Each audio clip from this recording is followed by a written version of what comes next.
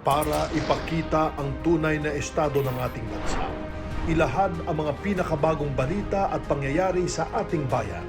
Ipaalam sa taong bayan ang katotohanan at ipaliwanag ang mga hakbang na ginagawa ng pamahalaan upang manatiling payapa at maiangat ang pamumuhay ng bawat Pilipino. Mula sa Pangulo ng Republika ng Pilipinas, Mayor Rodrigo Roa Duterte, ito ang Talk to the People.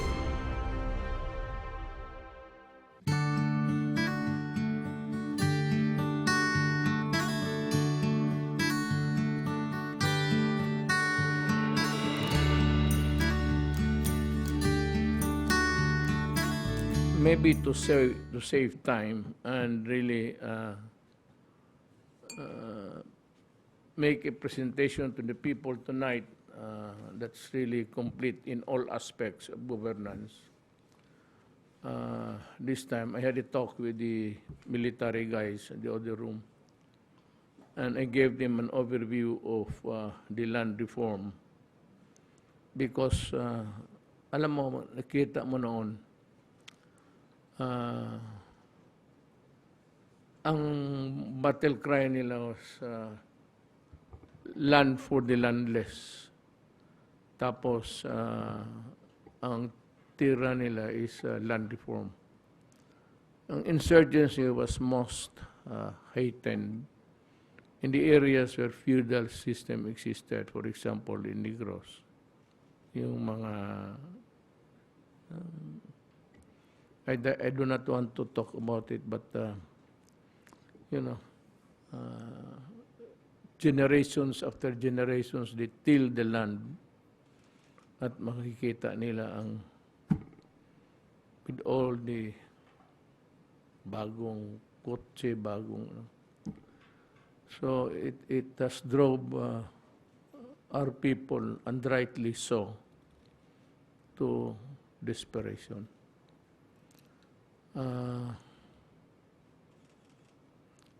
Although land reform has already ceased, sabi ko sa Department of Agrarian Reforms, for those guys who are beneficiaries of the land reform and who were declared to be legitimate to own a certain piece of a big landed owner, sabi ko sa kanya, they must be placed according to the law, is the law, they must be placed in the possession of the land. So yan ngayon ang utos ko. And all government land, if it is not really something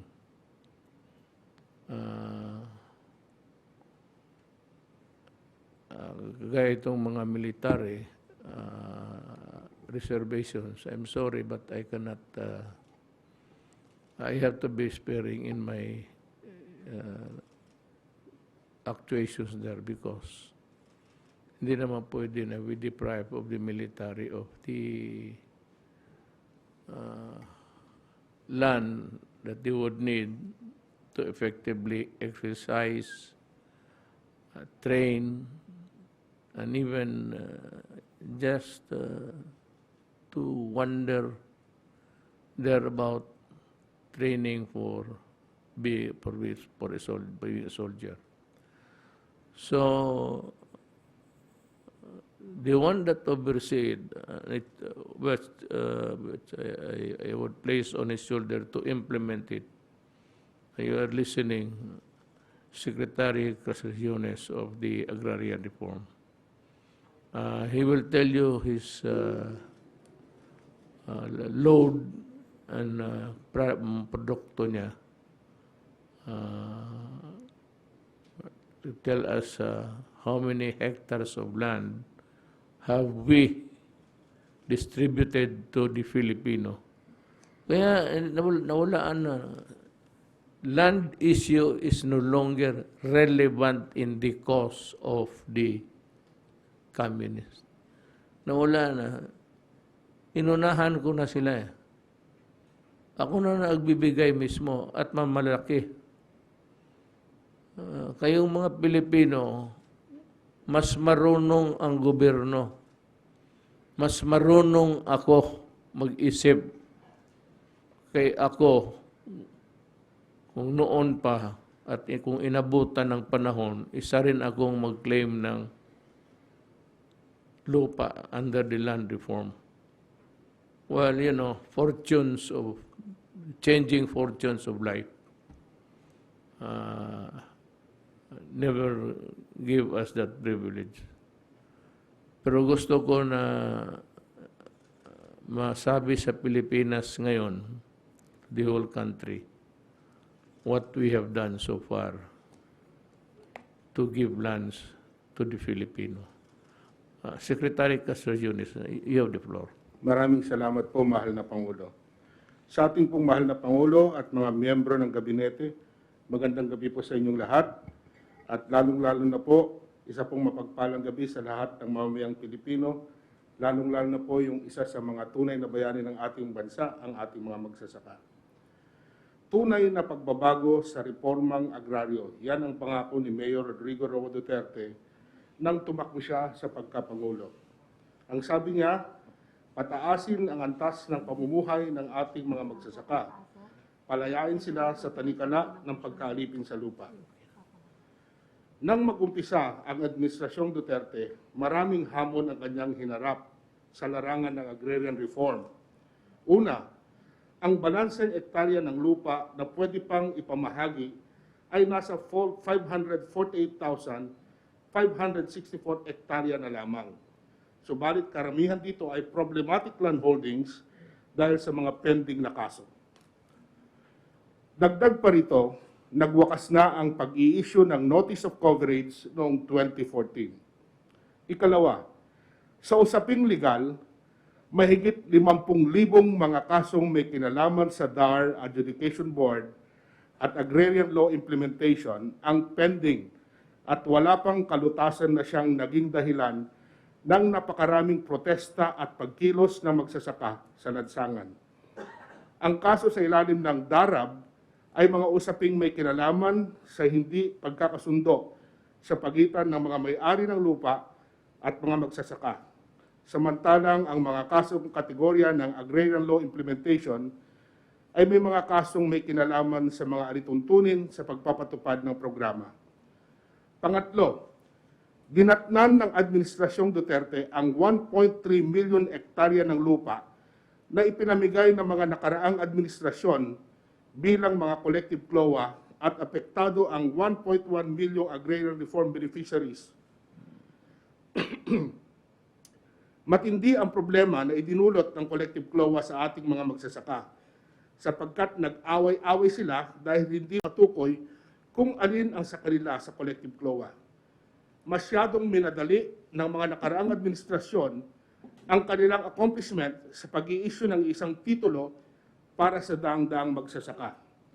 Hindi sila makabayad ng kanilang amortisasyon sa land bank. Wala rin silang titulong maipakita para gamiting collateral sa pag-uutang sa financial institutions. At sa panig ng local government, hindi naman sila makasingil ng real property tax o amilyar sa mga magsasaka. Dahil sa mga problemang ito, di nakapagtatakang ang sektor ng mga magsasaka ang nanatiling pinakamahirap sa ating lipunan. Bilang pagtugon sa ganitong suliranin ng mga magsasaka, ang Pangulo at ang Kagawaran ay namahagi ng 516,000 hektarya ng mga lupain sa halos 405,800 na mga magsasaka. Pinangunahan ni Pangulong Duterte ang pinakamalaking pamamahagi ng mga lupain sa kasaysayan ng reformang agraryo. Ito ay ang pamamahagi ng Certificate of Land Ownership Award sa North Cotabato, kung saan mahigit 11,000 hektarya ang lupain ang pinamigay sa isang araw. At sa General Santos City naman ay mahigit 20,000 hektarya ng lupaing sakahan ang naipamigay sa region-wide distribution na ginawa sa isang araw lamang. Pagkatapos ng pagkabinbin ng 30 taon, sa wakas ay naipahimahagi na ang kontrobersyal at malalaking estado o pribadong lupain ni Mesutan at Luisa Locsin na parehong matatagpuan sa Capiz, ganun din naman sa Arakan Valley sa North Cotabato. Sa unang pagkakataon sa kasaysayan ng Agrarian Reform, ang kalihim 10 ng kanyang mga opisyal at empleyado ng kagawaran ang mismong naghahatid ng mga titulo ng lupa sa mismong mga bahay at bukirin ng mga magsasaka. At yan ay tinatawag naming door-to-door bilang pagsunod sa utos ng Pangulo na ibaba at ilapit ang pamahalaan sa maralitang magsasaka. Bilang solusyon naman sa problemang dala ng collective CLOA, inilunsad ng DAR sa patnubay ng economic managers ng Pangulong Duterte ang proyektong Split o Support to Parcelization of Lands for Individual Titling. Pinondohan ito ng World Bank ng 19 bilyong piso at 5 bilyong piso naman ang mula sa national government. Mahigit sa 1.1 milyong magsasaka ang napipintong makikinabang sa Project Split na may mahigit na 1.3 milyong ektaryang lupain. Upang madagdagan ang lupang ipapamigay sa mga magsasaka, noong 2019, nag-issue ang Pangulo ng isang kautusan, ang Executive Order No. 75, na naglalayong ipamahagi ang mga hindi ginagamit na lupang pag-aari ng pamahalaan o idle government-owned lands na angkop sa pagsasaka. Tinatayang may 232,000 hektarya ang mapapasakamay ng mga magsasaka dahil sa naturang hakbang. Kasama na dito ang Boracay, Davao National Agricultural School, Cagayan State University, Pampanga State Agricultural University, at Yuliking Ranch sa Busuanga, Palawan. Sa kooperasyon ng Department of National Defense sa pamumuno ni Secretary Delfin Lorenzana, noong Abril 30, 2021, nakipagkasundo ang DAR sa Bangsamoro Autonomous Region for Muslim Mindanao upang ipamahagi ang mga sumusunod na lupain. 1,300 hectares sa Marawi City.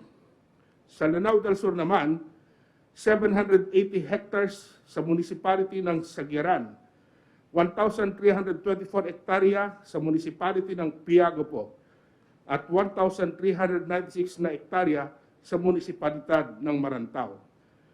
Sa kasalukuyan ay sinusukat na ang mga lupain na ito at pipirmahan na ang deed of transfer ng mga government-owned lands at sa darating na Oktubre ay pwede nang ipamigay ang nasabing mga lupain. Lahat ng government-owned lands na ipapamahagi ay ibibigay sa mga magsasaka ng walang bayad. Sa pagpapatupad ng EO 75 ng ating Pangulo, na ipamahagi na ang higit sa 2,500 hektarya ng lupang pag-aari ng pamahalaan sa mahigit 2,000 magsasaka. Kasama sa mga nabiyayaan ng government-owned lands ang may 124 na mga graduate ng kursong agriculture. Ito ay alinsunod sa Administrative Order No. 3, Series of 2020, na naglalayong hikayatin ang mga kabataan sa pagsasaka, lalo na't kumukonti na ang ating magsasaka at nasa 57 anyos na ang average age nila. Sa Administrative Order No. 3, hindi lang po mga graduate ng agriculture courses ang mabibigyan ng lupa, kundi pati kababayan nating nagbabalik loob sa pamahalaan. Mahigit 2,000 mga dating rebelde at kanilang sympathizers ang nabigyan na rin ng mga lupang sakahan sa Nueva Vizcaya, sa Leyte, Bohol, Masbate, Arakan Valley, Negros at iba pa. Ito ang ambag ng DAR sa misyon ng national government na supilin ang local communist armed conflict sa bansa. Sa Muslim Mindanao naman, 146 na mga decommissioned combatant ng Moro Islamic Liberation Front ang naging benepisyaryo ng mga lupang ipinamahagi sa Bangsamoro Region. Ito ay sa pakikipagtulungan ng ahensya sa Ministry of Agriculture, Fisheries and Agrarian Reform. Ang pangalawang mandato ng DAR ay reresolbahin ang mga nakabinbing agrarian cases. Sa administrasyon ng Pangulong Duterte ay napabilis ng DAR ang pagre-resolba ng mga pending agrarian legal cases. Noong 2017, mayroong 51,137 na kaso sa DAR na nakabinbing pa mula noong 1990. Sa pagsusumikap ng Department of Agrarian Reform at sa utos na rin ng ating Pangulo, na-resolba ang maraming pending cases. Kaya noong 2020, mayroon na lamang 679 cases na natitira. Yan po ang resulta ng Zero Backlog campaign na aking sinulong sa DAR simula noong 2017. Sa 134,870 na pending agrarian law implementation cases, 127,008 o 94% ang naresolba. Sa 20,334 na cancellation cases naman, 19,953 or 98% ang naresolba ng DAR. At pagdating sa adjudication cases, sa kabuuang 129,906 na kaso, 113,506 ang naresolba. Nagbigay po tayo ng free legal assistance sa mga agrarian reform beneficiaries. Magmula 2017 hanggang sa kasalukuyan, tumulong po tayo sa 112,766 na mga magsasaka sa ilalim ng programa. Sa administrasyon ni Pangulong Duterte, ang Presidential Agrarian Reform Council o PARC ay binuhay pagkatapos ng 10 taong hindi nag-convene. Binuwag po ng PARC ang mga agribusiness venture arrangements at stock distribution options na hindi tumutupad sa ating mga batas sa agrarian reform. Ito po ay ang mga SBJ Farms Incorporated ng Negros Occidental, ang MEPI Farms ng Davao del Norte, at ang Woodrich Hermanos Incorporated ng Negros Occidental. Ang lahat ng ito ay umaabot ng 1,143 hectares para sa 1,106 ARBs. Dahil sa ipinalabas na AO3 Series of 2021 tungkol sa conversion o pagpapalit gamit ng lupa, pinahigpit ang parusa sa illegal conversion ng agricultural lands. Ngunit, pinabilis naman ang pag-aproba ng aplikasyon sa conversion para sa mga lupang gagamitin sa telekomunikasyon, water generation, pabahay, pagkain, power generation, at sa loob ng 30 araw kapag kumpleto na ang lahat ng requirements at naisagawa na ang ocular inspection. Dahil sa bisa ng Administrative Order No. 2, Series of 2021, base sa kautusan ng Pangulo, nasuspindi po ang pagbabayad ng amortisasyon ng mga agrarian reform beneficiaries at na-credit po ang bayad ng 6% interest sa principal na obligasyon ng mga benepisyaryo. Ito po ang nagawa natin sa Agrarian Justice Delivery. Bilang pagtungon naman sa direktiba ng Pangulo na pataasin ang antas ng pamumuhay ng mga magsasaka, ang kagawaran ay naglunsad at nagpatupad ng mga programa na naglalayong magkaroon ng sustainable at resilient agrarian reform community. Sa kasalukuyan, meron na po tayong 2.486 million agrarian reform beneficiaries mula noong 1972 hanggang 2020. At 166,127 mag-ARBs ay mula noong 2016 hanggang sa kasalukuyan. 1.3 million or 53% na mga ARBs ay nakapaloob sa 2,234 agrarian reform communities. Sa pagpapalakas ng mga benepisyaryo, nakapagkaloob na tayo ng pagsasanay at pautang sa 1,626,097 na mga babae at lalaking ARBs. Mula dito, 897,882 na magsasakang agrarian reform beneficiaries ang nakakuha ng pautang at may kabuuang 18.7 billion pautang na ang naipagkaloob. Simula sa termino ni Pangulong Duterte, lumago ang bilang ng agrarian reform communities sa 2,234 at nakabuo ng 178 na agrarian reform community clusters. Meron na rin po tayong nagawang 1,869 arbos o kooperatiba na may 377,250 members upang maging conduit sa mga tulong na maibibigay sa mga magsasaka. Sa kabuuan, meron na tayong 6,369 Agrarian Reform Beneficiary Organizations. Sa programang Enhanced Partnership Against Hunger and Poverty, may 240 kooperatiba ang nabigyan ng oportunidad na maibenta ang kanilang produkto sa iba't ibang government agencies at private organizations. Inilunsad din natin ang Arbold Project kung saan naglaan ng DAR ng 300 million pesos para sa iba't ibang uri ng tulong sa mga individual na magsasaka at ang kanilang mga samahan sa panahon ng pandemya. Ang programang ito ay nakatulong sa 1,632 arbos sa marketing programs ng kanilang mga ani at produkto. Bukod rito, ang kagawaran ay nakapagkaloob ng 256 farm implements sa 219 municipalities and cities. Nang mangyari po naman ang pandemyang COVID-19, itinatag natin ang buhay sa gulay. Ito ay matagumpay na nagbibigay ng dagdag na kabuhayan sa mga mahihirap na naninirahan sa mga syudad. Sa ngayon, may 24 buhay na gulay sites na sa buong Pilipinas. Upang matugunan ang pangangailangan ng mga ARBs o magsasaka sa disenteng pamumuhay at pamamahay, ang DAR, katuwang ang Department of Human Settlements and Urban Development at lokal na pamahalaan ay naglunsad ng programang Pabahay o ang Balay para sa Magsasaka. Sa kasalukuyan ay mayroon ng 100 housing units na itinatayo sa Umingan, Pangasinan na nakatakdang mai-turnover bago matapos ang Oktubre 2021. Ang kabuuang 184 na pabahay ay malilipatan na ng ARBs sa Disyembre 2021. Sa buong Pilipinas ay may 150 na LGUs na nag-apply para sa balay magsasaka. Pero sa kasalukuyan ay 29 LGUs pa lamang ang nag-qualify para sa pabahay magsasaka. Sa panahon ni Pangulong Rodrigo Roa Duterte, ang kagawaran sa pakikipag-isa ng National Irrigation Administration ay nakapagkaloob ng 313 na proyektong patubig na nagkakahalaga ng 2 billion sa iba't ibang probinsya sa buong bansa. Ang kagawaran sa ilalim ng Tulay ng Pangulo Project ay nakapagpagawa ng 177 na tulay na may kabuuang sukat na 10,436 linear meters.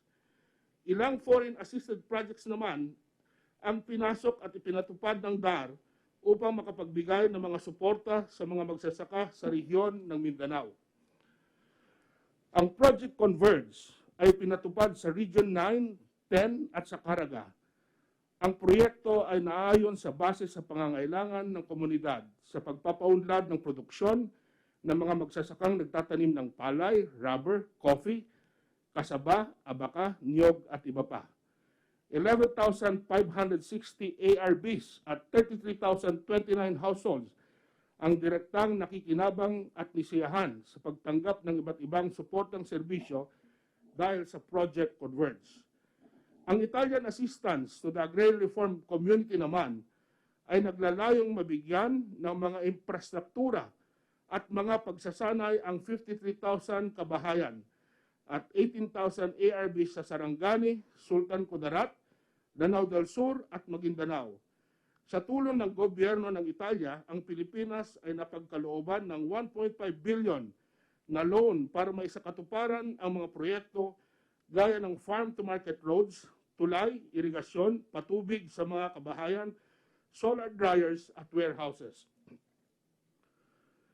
Nakinabang naman sa Mindanao Sustainable Agrarian and Agricultural Development o MINSAAD project ang 7 probinsya ng Mindanao.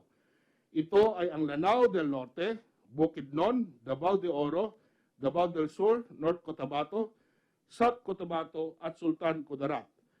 Layunin ng proyektong ito na maitaas ang produksyon, halaga ng produkto at kita ng mga magsasaka sa pamamagitan ng pagkakaloob ng mga infrastruktura at suportang serbisyo sa 69,091 benepisyaryo ng proyektong ito. Para masiguro na lahat ng agrarian reform beneficiaries ay nahahatiran ng mga suportang serbisyo, ang DAR ay nagsasagawa ng validasyon ng mga existing CLOAS na inisyu ng ahensya. Nauna na ang validation project ng mga lalawigan ay ang mga Cavite, Oriental Mindoro at Nueva Vizcaya. Mahal na Pangulo, bago ako magtapos, gusto ko lamang sanang ibahagi ang mga larawan na ito.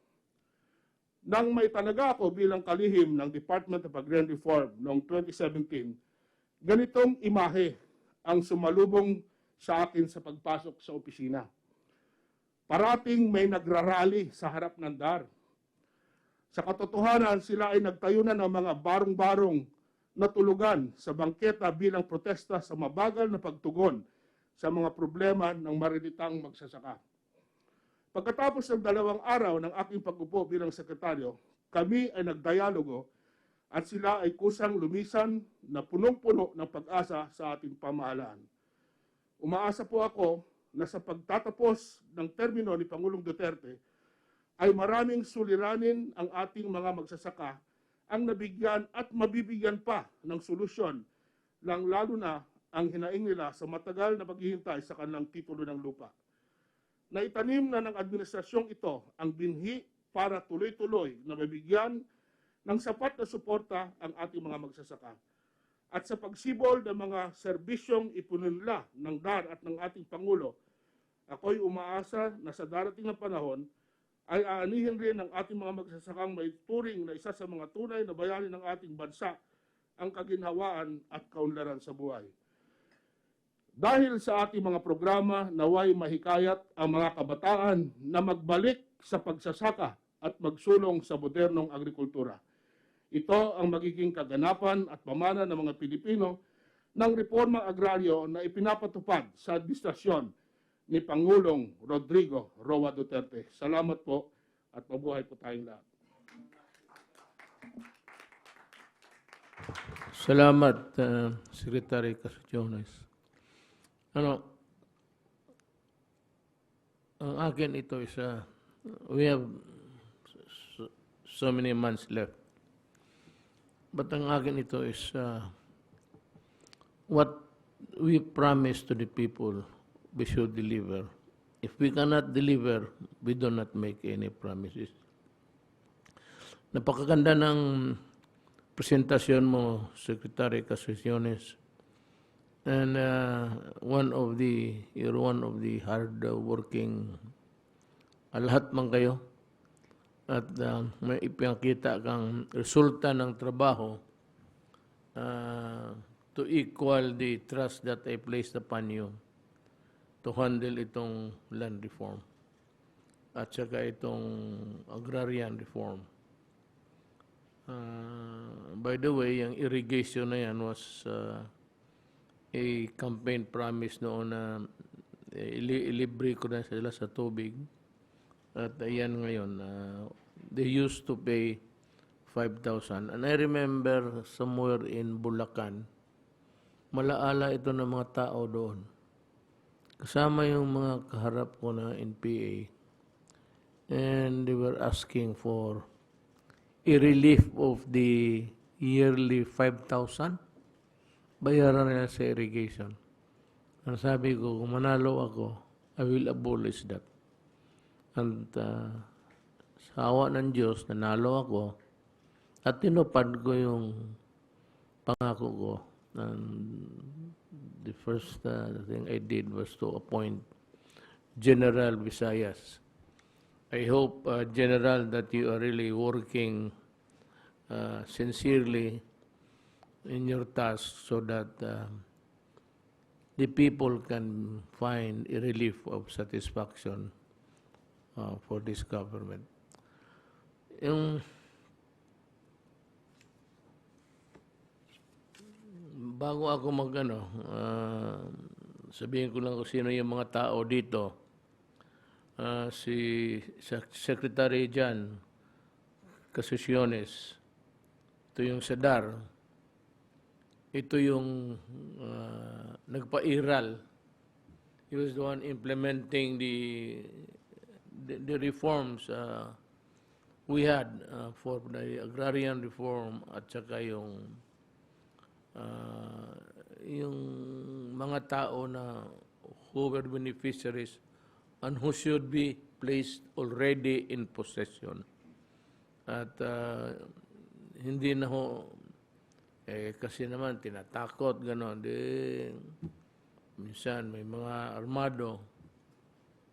Kaya sabi ko, sa military, pati police, na if there's any controversy there regarding the placing of possession of a certain awardee sa land reform,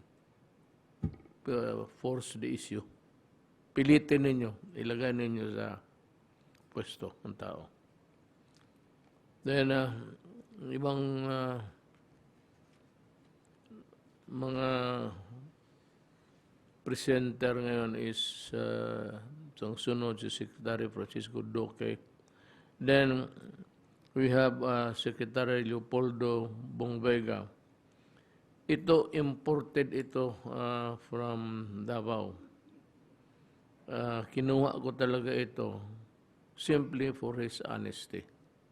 He has been the head of the Davao Medical Center until he retired. At ito yung 67.3 billion deficiencies. Alam mo, I am not criticizing anybody, especially itong kuha. But I've been mayor. So may alam na ito, Ben Horace, si MMD, alam niya, mayor siya ng, may mga project tayo. Baklaking project. So ngayon, meron talaga yung mga papel-papel na hindi masyado matakompleto yung the completion sa paperwork. Pag ano ang kuha, magsabi lang siya deficiency ng mga ganon. Hindi masabihin na deficiency na ninakaw mo yung pera. Deficiencies in really in producing the necessary documents to complete the story of imposible magnakaw ka ng 67.3. Alam mo, kasi yung exit call nila, yan ang problema. Kasi yung exit call would point out what needs to be done further to complete the papers. Or, alam mong kuha, every now and then, maraming regulasyon eh. Naghahabol ang bureaucracy niyan.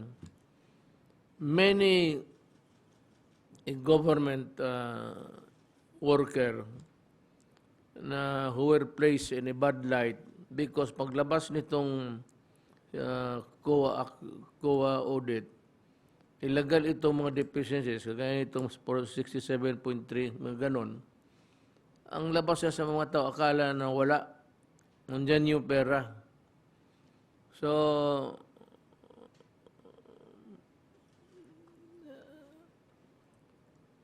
I don't know, but it would also run counter to public policy if you do not publish it. Just to inform the people of what is going on. But to the issue of whether the money has been stolen, that is pure bullshit. So, gano'n yan. So, we will explain. Tinawag ko itong si Vega, si Bong, dahil matagal ito nagpatakbo ng ospital. At ngayon sa Mindanao, makita ninyo yung Davao Medical Center or southern sa Philippines. Pero still it call it Davao Medical Center. Kasi napakaganda. It's almost like a private, it is like a private hospital on all fours. Malinis, efficient delivery of whatever. Ang ano lang, ang mga tao ay sobra-sobra ang talagang kukulang ang mga ospital natin. That should, you should add something like itong mga national hospitals. If we can have about 30 more all over Mindanao, okay yan. Regional hospital. It would help the country and it would also make the Mindanaoans realize that they are not, they have not been abandoned but that they are not left to their to do their own problem of solving. Kailangan we have to give these seedlings lahat. Ang hinahanap, ang masakit nung mayor ako, magpunta itong mga tao from the uplands. And they would just say, Mayor, abono lang yung kailangan talaga namin. Abono is fertilizer. So, yung seedlings, fertilizer and all, should be given freely to itong mga tenants, awardees of 3-4 hectares. Para yung kung ano man pera nilang kunti, to tide them over next harvest. I think kung may pera man, ako, I am in favor of giving the total cooperatives naman yan sila lahat ngayon, halos. Giving them the walang pera. Ito kasi ang ano talaga, I don't know, basta ang Pilipinos, mabuti pera na lang, goods na lang. Kailangan mo ng pagkain, ito yung karne norte. Kailangan mo ng ito yung pan. Sige, buksan mo.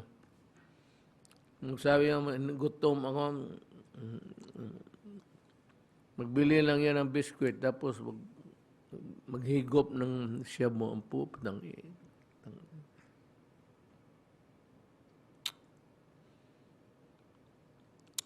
Dito sa mga farmers, ang bigay natin is diretso fertilizer, seedlings lahat.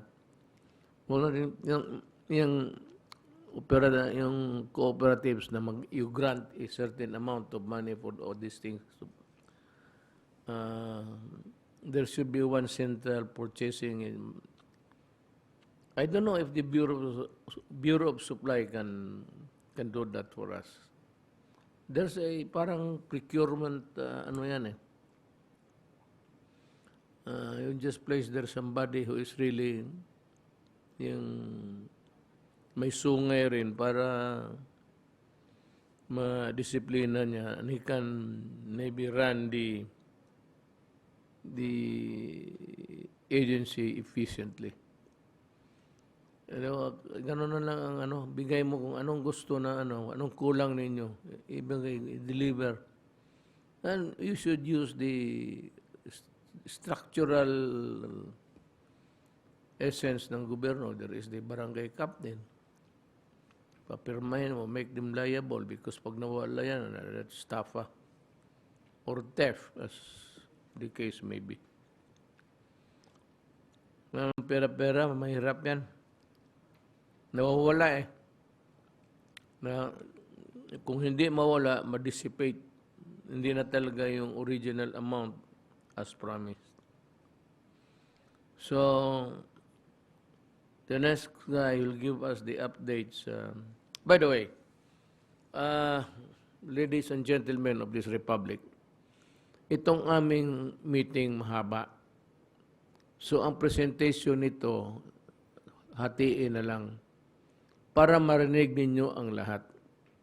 I do not want something na kung ipaano ito, there's some missing because all of the guys here who are talking play a vital role in government, sa governance pati.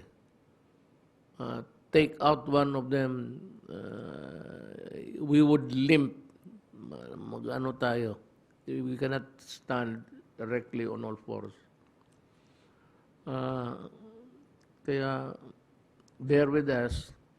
If you just want to know what the government is doing, what is best for us, for you, pakinig kayo. Kung ayaw ninyo, punta kayo doon sa mga TikTok, doon sa nag-aaway na nagsusumbong. Nagsusumbong yung asawa niya kasi hindi doon binibigay na pera doon sa kabilang asawa.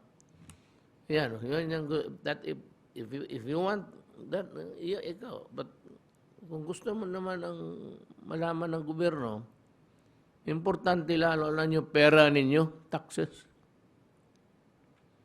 Dapat importante talaga malaman ninyo yan saan. So that's why I'm painstakingly doing all of these things. Just to inform you because it is important of the right of the people to be informed. I'd like to call Secretary Doki for the updates of COVID-19. Kindly listen because we have a more serious problem coming up.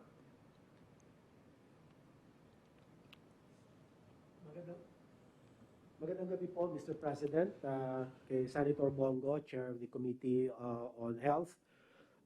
Ang aking po mga kapwa miyembro ng kabinete at higit po sa lahat sa ating po mga mamamayan. Magandang gabi po sa atin lahat sa ngalan po ng Department of Health at ng Interagency Task Force on Emerging Infectious Diseases. Magbabahagi po ako muli sa inyo ng isang maikling ulat ukol po sa ating COVID-19 situation, kabilang na ang updates sa ating pong biosurveillance at ang ating pong rekomendasyon sa usapin ng pediatric vaccination o pagbabakuna sa mga batang edad 17 taon at pababa. Next slide, please. Ngayon, ika-16 ng Agosto, taon 2021, meron na po tayong nadagdag na muli 14,610 na mga bagong kaso. Bahagyang mababa po ito doon sa naitala natin kahapon na humigit kumulang mga 14,700. At ang ating pong pangkalahatan na bilang ng kaso ay umabot na po sa 1,755,846. At sa 14,610 na naidagdag sa ating mga kaso, yun po galing sa NCR ang pinakamataas, sumipa na naman po dito sa 4,071. Sumunod po Region 4A, 3,232. Samantalang ang Region 3 ay ang kanyang naiambag ay 1,903. At andun po Region 7 at Region 10, 4th and 5th position. At ang mga pangunahing mga probinsya at mga syudad na may mga pinakamalaking naitalang kaso, Cavite is 1,214, ang Laguna 1,059, Quezon City 730, Bulacan 709, and Rizal 547. Ang atin naman mga aktibong mga kaso ay umabot po sa 106,672 at may kasama na po itong bagong 14,513 at ang pangkatumbas po nito ay more or less 6.08%. Samantalang ang ating po recoveries ay naitala natin ng 92.20% at ito po ang katumbas 1,618,808. Meron po tayong naidagdag na 10,674 recoveries. Ang atin po naman case fatality rate ay nananatili sa 1.73% at ang pangkalahatan bilang nito ay nasa 30,366 at meron po tayong naidagdag na 27. Unfortunately, ito po yung naidagdag na mga pumanaw.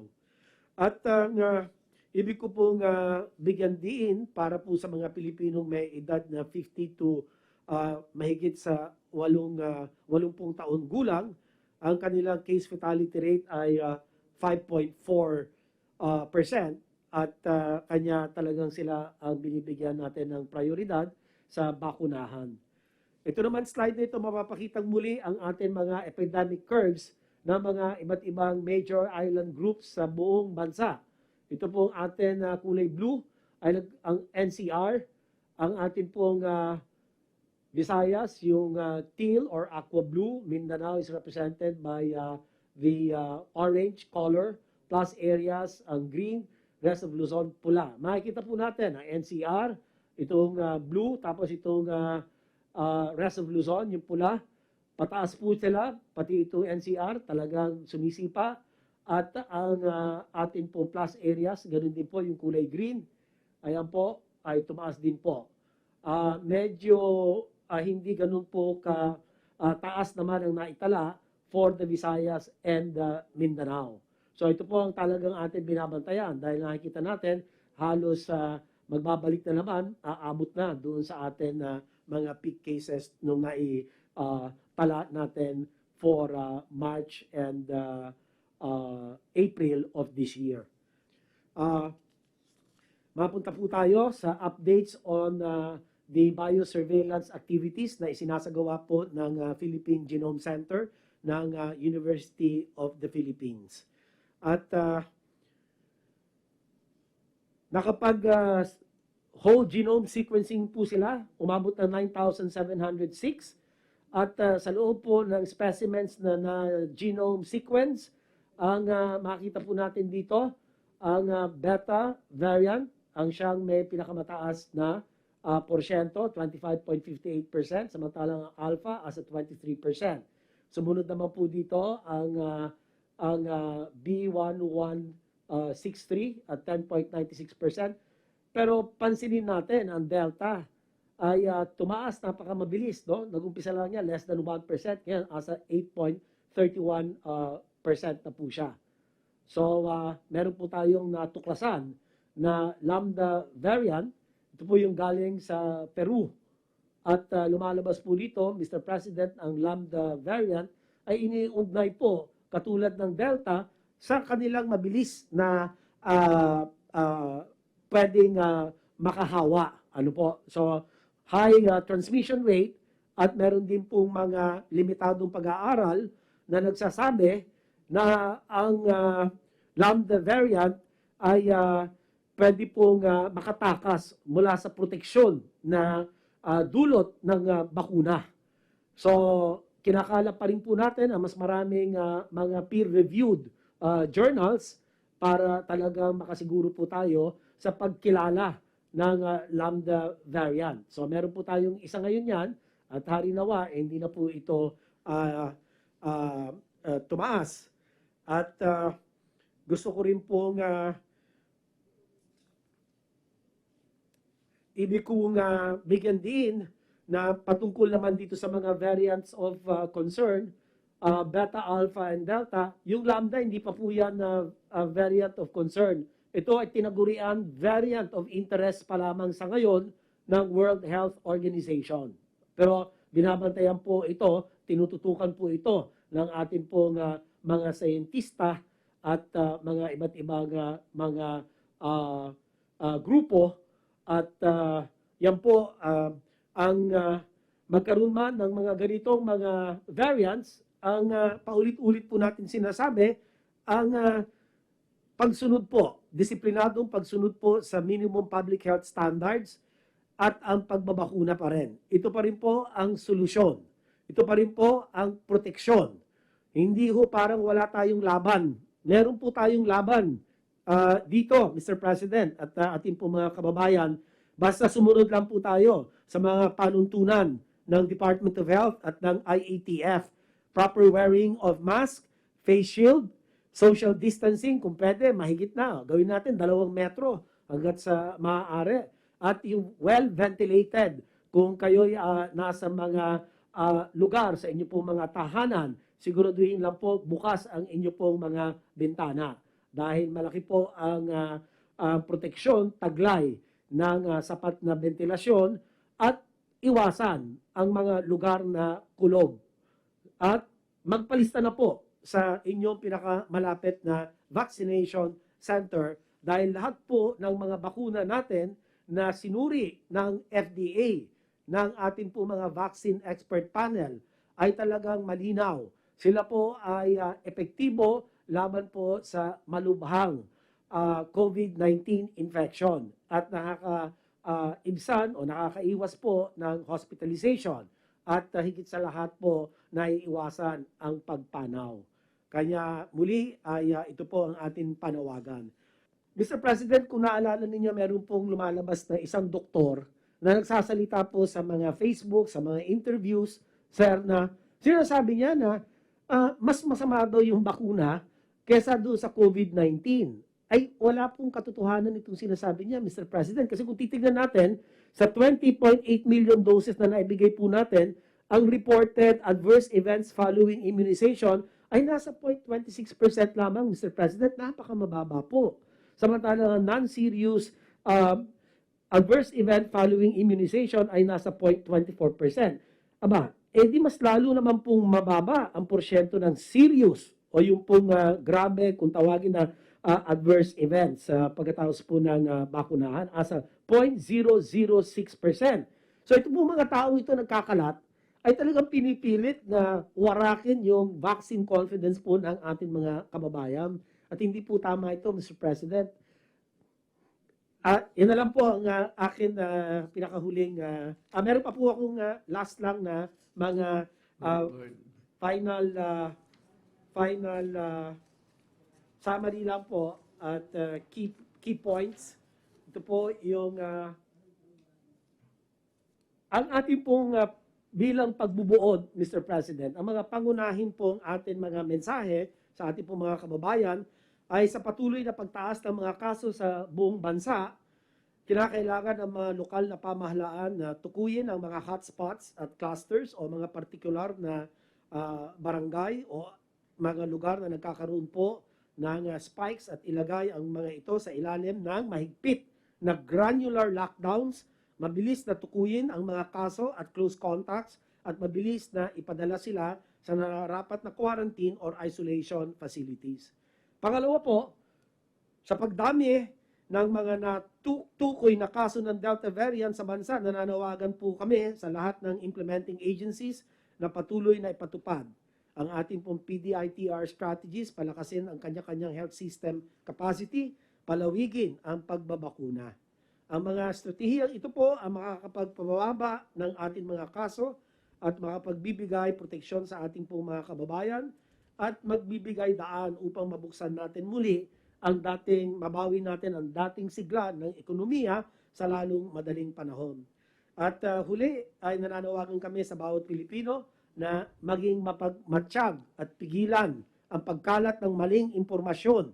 Sa halip, ibahagi natin ang mga impormasyon na galing po sa mga verifiable sources katulad ng Department of Health. So muli, ito na lang po ang pinakahuling bahagi ng aking pong ulat.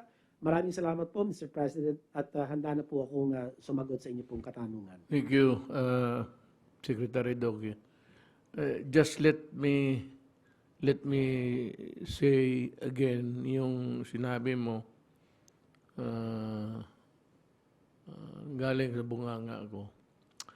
Alam mo, mga kababayan ko, if you would recall day 1 na I appeared before the nation on TV to announce that there is an impending pandemic that would hit us severely. At sinabi ko sa inyo yung kapag kukulang natin, wala tayong bakuna doon. Hindi naman tayo mayaman, hindi pa tayo nakapag-imbento ng bakuna ng sarili natin. Sabi ko, we'll just pray, but do not go out of your houses. Limit your mobility outside of your home kasi yan lang muna ang panlaban natin. And kung maglabas kayo, mask pa noon, wala pa yung face shield. But it was mask, okay na sana yun. Pero sabi ng experts may kulang, so we have to use the shield. And the shield, we have to, you buy another, tapos yung hugas ng kamay. Yun lang naman, social distancing. Wala tayong panlaban eh. You know, we do not have the vaccines locally.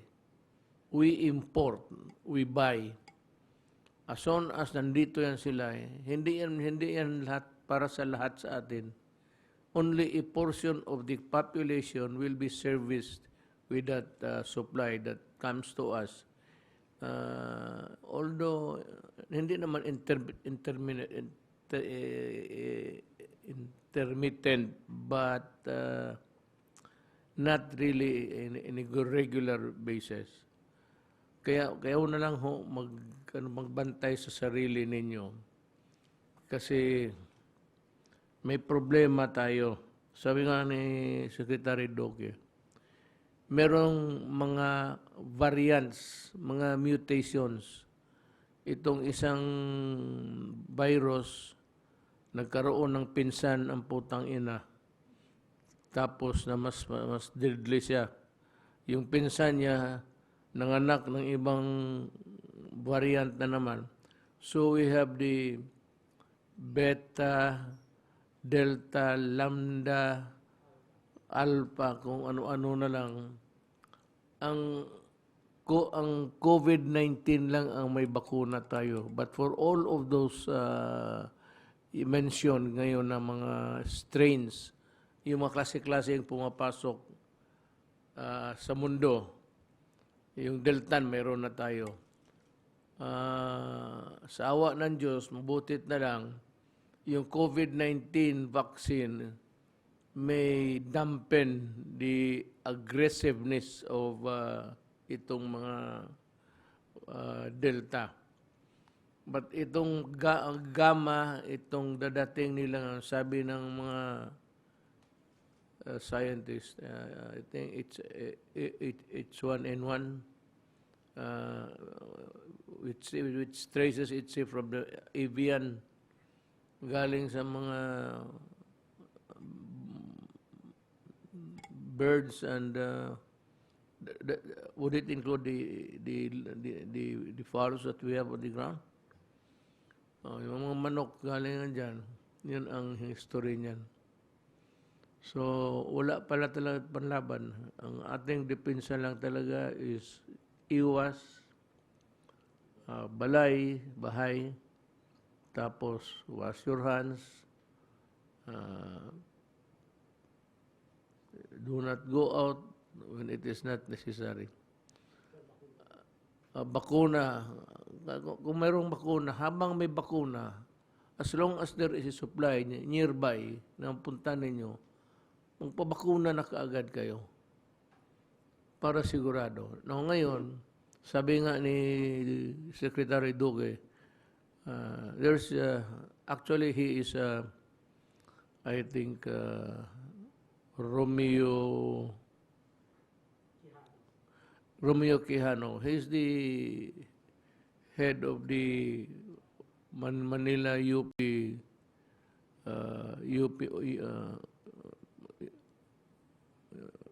School of Medicine of UP in Manila. Siya retired na siya. Sabi niya, hindi siya naniniwala sa bakuna. On the other hand, ang bakuna raw baka makatuloy precipitate na maghihina ka, magkaroon ka ng ibang anyo sa katawan mo, inside, whatever, at it would endanger your life. So, siya mismo, hindi siya naniniwala. Alam mo, nasabi ko ba sa inyo, ito publicly, I'm sure the Chinese guys are listening, and Mr. Xi Jinping.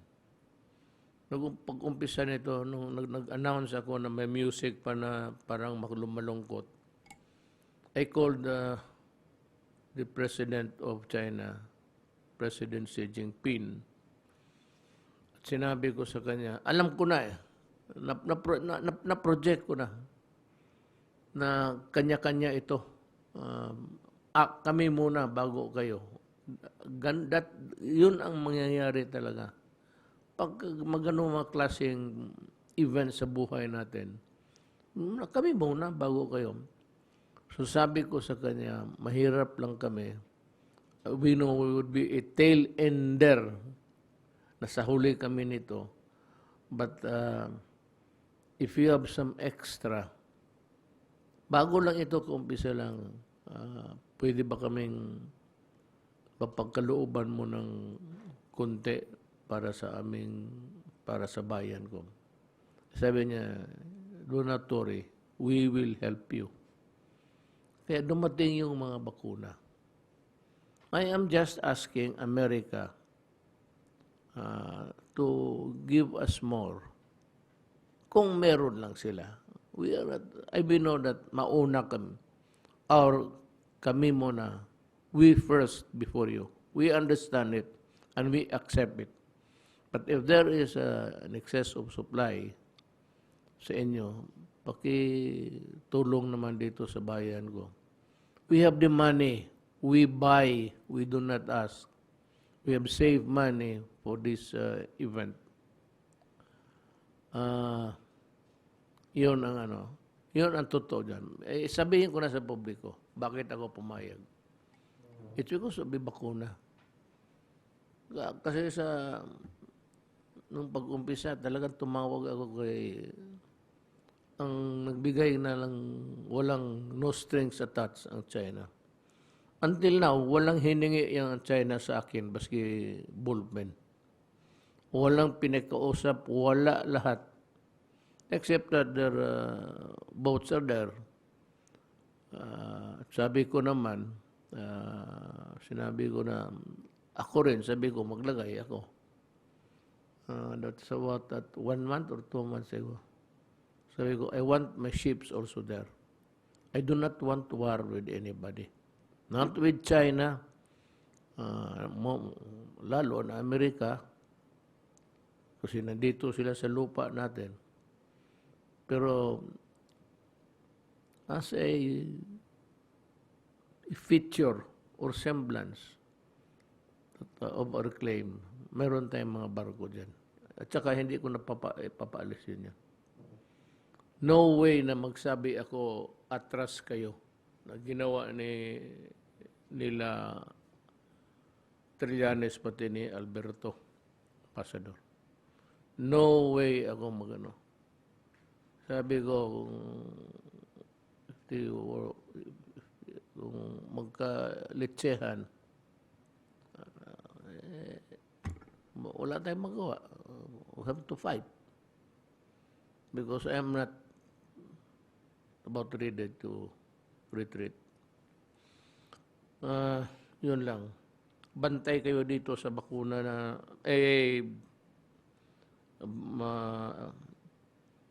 virus na bago. May sabihin ako sa inyo, ha. In Europe, yung Spanish flu, 1918 to 1919, 500 million were infected or contaminated. 100 million died. Estimate lang yan. From 17 to 100 million ang namatay. Those reported and unreported. Sali-sali na yan, an estimate. It was there for a long time. In the air, circling. So it changed this lifestyle of the people of Europe at that time. Now, this is worldwide. So it has changed the lifestyle of everybody in this planet. Gone are those days. Wala na yun. Swerte tayo, nakatikim tayo, na noon makapasyal tayo, mag-inuman, baskisan, nari i-care about getting a virus somewhere. Dumating na ang panahon, matagal pa to. Itong virus na to will just circulate in the air for years. So itong mask, itong limited social contacts natin, nandyan na yan, yung distancing sa bahay, hugas. Ganun na ang buhay ng Pilipino, I think, for the next how many years. Hindi na mawala yan. Yun ang style. wala na tayong sabing pasyal ng gabi, wala na. For those mga anak nating maliliit, okay lang. They would have no, wala silang or something na losing anything. But yung mga teenager ngayon na nakatikim, they were really long for it. But I'm telling them straight, the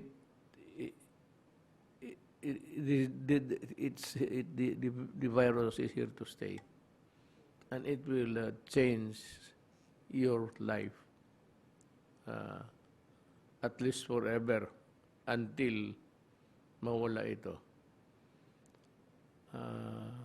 Yun ang ano natin. And it will continue to claim lives. Kayong mga Pilipino, makinig kayo sa akin. Kung hindi kayo magpabakuna,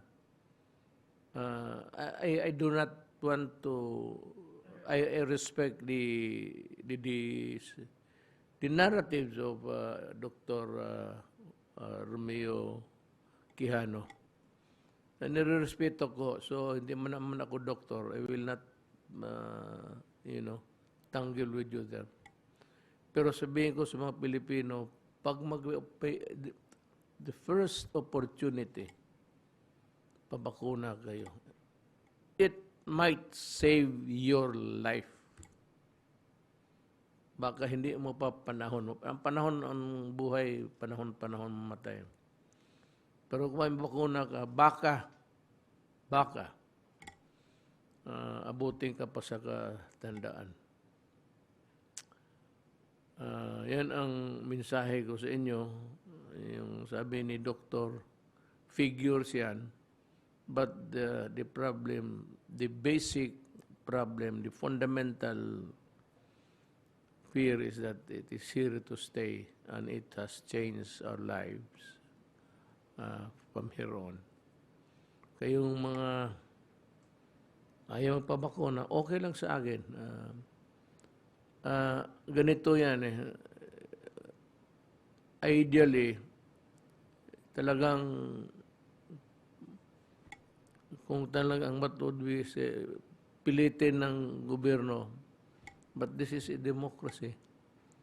We cannot arrest you if you go out, or I cannot enforce totally a rule na huwag kayong, unless of course, yung sa mga barangay. Pero demokrasya to, and it's different in other countries. In other countries, Saudi Arabia, pag sinabi sara lahat.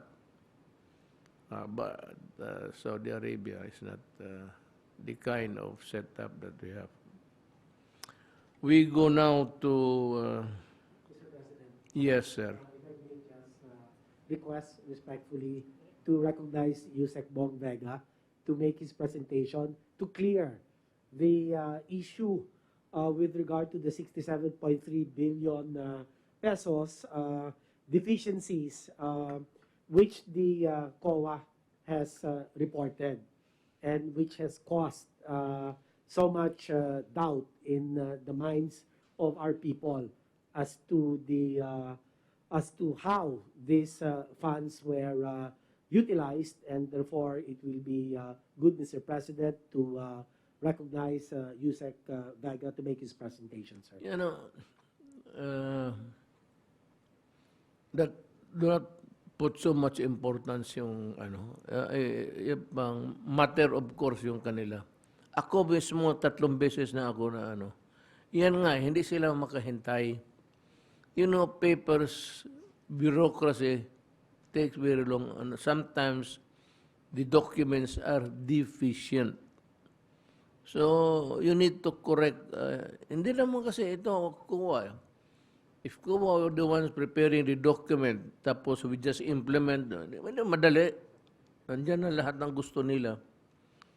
Ito ngayon, yung may audit sila, yung preliminary audit nila, tapos mag-exit conference sila, at tapos i-release nila yan. Yung papel na yan na preliminary audit, pag inilabas mo yan doon sa media, it becomes the gospel truth. So you are now faced with something like may suspicion na agad. Mga kaibigan, matagal ako sa gobyerno. Nangyari na yan sa akin. Nanalo ako. Gusto kong sabihin sa COA na gusto kong bulyawan. Sinabi ko na sa inyo, ganon. Hindi kayo maniwala, padimanda-dimanda kayo. Umabot kami ng Supreme Court. 2 beses sila tumba. Isa sa Court of Appeals. Ang problema kasi dyan, I said, the paper that they're holding, or papers that they are in their custody, are really insufficient and deficient. Kung kailangan, huwag ka munang mag-audit hanggang hindi pa natapos ang trabaho ko. Yan lang naman sana hinihingi natin. Do not conduct an audit on our work na ongoing pa.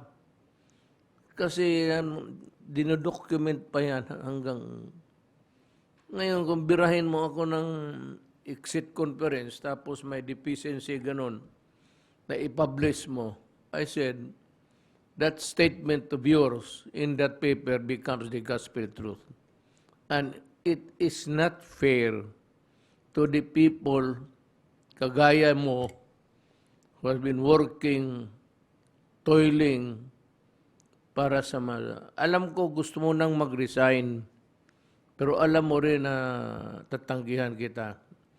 Ngayon, noon, you have attempted to resign twice.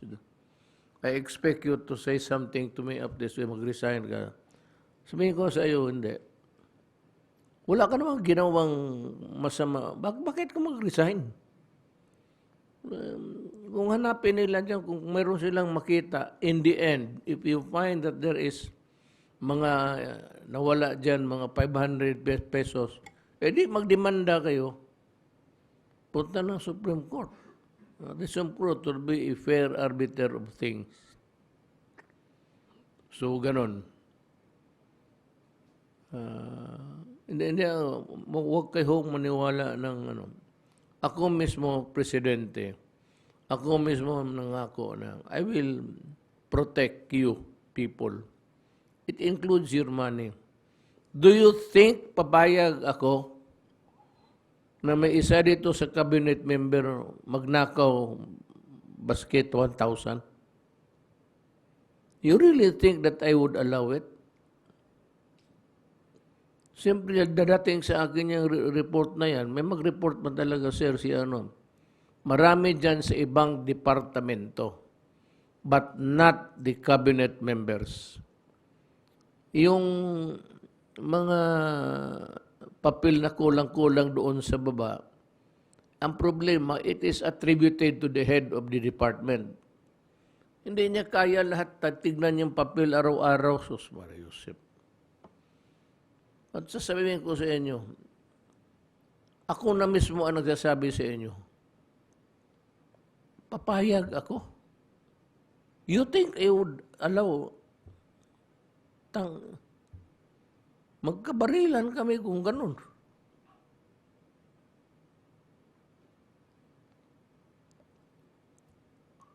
Now, I'd like to ask Undersecretary Vega to explain how over the money, how much was spent, kung saan. Kung gusto ninyo, yung anong naiwan, ibalik na lang kaagad ninyo. Kayo na lang ang magpatakbo sa COVID program. You return the money. Whatever is left of that, hindi pa nagastos. Kung gano'n lang naman na you are being pictured as a corrupt official na sa trabaho mo na halos. Go ahead, please. Mayor, Mr. President, It is our privilege and honor to present to you and to our fellow countrymen the status of the action taken by the Department of Health with regards to the deficiencies raised by COA. Next slide, please. As clarified by COA, the observations and findings are the recommendations made by the auditors for the management of the Department of Health to address the observations and findings. These are part of the audit process, which allows the audited agency to comply with the recommendations and rectify any deficiencies. The report itself does not mention any findings by the auditors of funds lost to corruption. Next slide, please. As of today, out of the 13 deficiencies, 5 were already resolved, 3 were partially resolved, and the remaining 5 are currently being complied. Next slide, please. COA flagged that our transfers to PSDBM for the procurement of PPEs, testing kits, medical supplies, and other hospital equipment for COVID-19 response were not covered by Memorandum of Agreement. Non-attachment of MOA was coordinated and consulted with PSDBM, and it was agreed by the same that non-attachment of MOA has legal basis since the items procured were considered as commonly used supplies. GPPB Resolution number 03/2020. Constant coordination with the procurement agencies to ensure that needed supplies are delivered at the possible time. To date, a total of 31 billion worth of commodities was reported by DBM as delivered. Next slide. The unobligated allotment of 11.8 billion from Bayanihan 1 and 2, including foreign loans as of December 31, 2020, are composed of GOP fund of 7.1 billion and foreign loans of 4.7 billion. 5 billion pesos of the GOP fund was considered as continuing appropriations for the year 2021, of which 4.2 billion or 83% have been utilized as of June 30, 2021 for the payment for the salaries of our HRH emergency hired. Some were used to pay for benefits for our health workers, such as the SRA, and death and sickness compensation, procurement of needed medicines and medical supplies in line with the pandemic, while 510 million remains valid for utilization until December 31, 2021. As to the foreign assisted projects, reissuance of SARO from the DBM are to be requested to supplement the funding requirements in line with COVID response. Hindi po nasayang ang mga pondong to. Next slide, please. On the deficiencies in procurement, documents and procedures, this is partially resolved. 2.448 billion mentioned deficiencies was already addressed by the procurement service of the central office. For the remaining 2.52 billion, the DOH operating units concerned were given directives to immediately comply with the COA recommendations. Also, the DOH Internal Audit Service is currently conducting review of transactions pertaining to the Bayanihan 1 and 2 funds. Next slide. There are also donations in kind with a total of 1.4 billion, to which our government retained hospitals, specifically Jose Reyes Memorial Hospital, Tondo Medical Center, and San Lazaro Hospital, missed to submit summary report list of donations received as of December 31, 2020. To date, upon validation from these concerned hospitals, they were able to provide COA the required listings. Next slide, please. Around 275 million meal allowance were flagged by COA as unauthorized. In providing meal benefits, our health facilities had to be creative, especially as our healthcare workers bemoaned the provision of meals in the literal sense. Napapanisan sila ng pagkain, hindi nakakain sa tamang oras, at nasasayang lamang kung pagkain ang binibigay ng ating hospitals. The DOH sought the approval of the Office of the President to provide the meal benefits through other forms, and OP has listened and approved provision in cash equivalents. Hence, this COA observation must be considered as resolved. COA flagged that 74 million worth of medical equipment and supplies for COVID-19 response of various hospitals remain unutilized at the end of the year 2020. These observations were mostly resolved. While waiting for completion of COVID-19 wards, some equipment were used by other wards of the hospital. We believe that our hospitals should also be given leeway to adjust their operations kung saan po ang pangangailangan. Nonetheless, we have asked the concerned units to respond to this. COA also flagged that while the implementing units went through emergency procurement process, some deliveries were delayed, thereby negating the use of the method. However, these operating units acted fast, and we believe that the ensuing delay is beyond their control. However, we continue to remind them that they should strictly enforce delivery dates for such vital supplies and equipment from their suppliers. The foregoing COA findings are more of documentary issues. Some are already resolved, while others are ongoing compliance.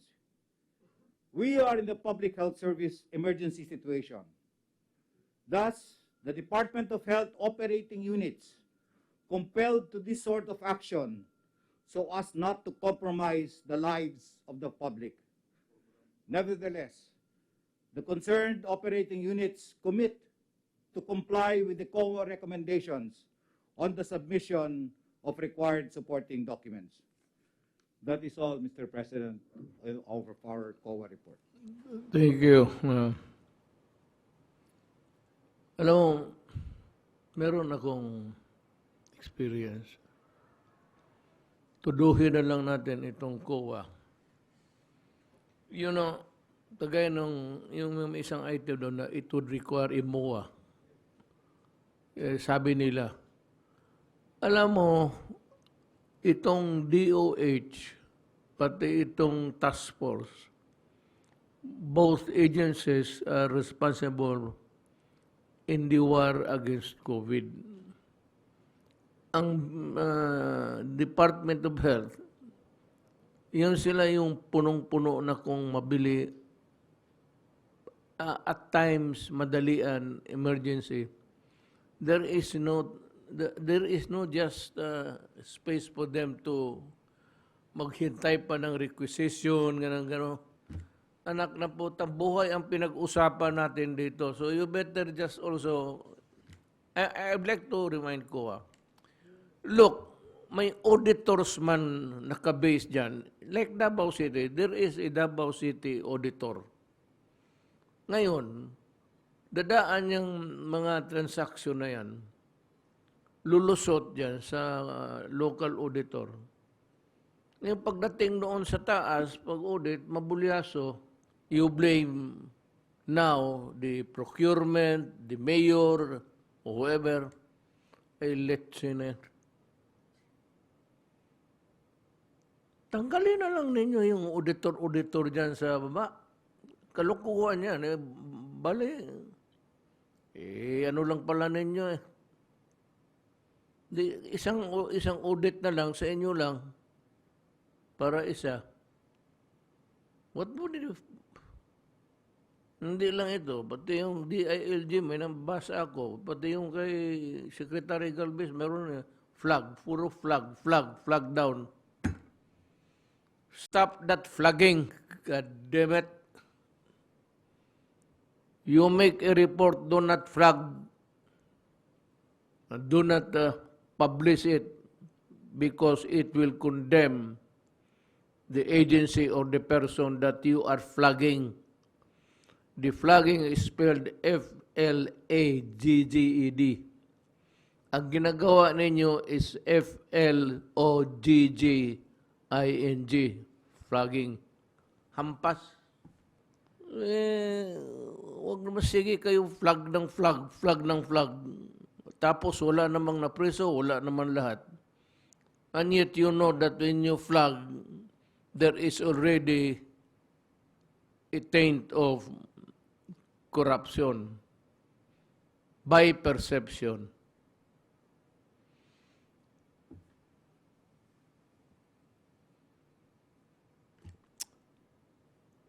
You cannot, this COVID-19 will never be won by the way you are also behaving. Alam ninyo, emergency to. It is a matter of life or death. So you have to understand and give it a little elbow room to move. Make emergency purchase, mag-utang. Ang utos ko ganon. Kung wala kayong, sa lahat sa gobyerno, especially connected with COVID, kung wala, mag-utang kayo.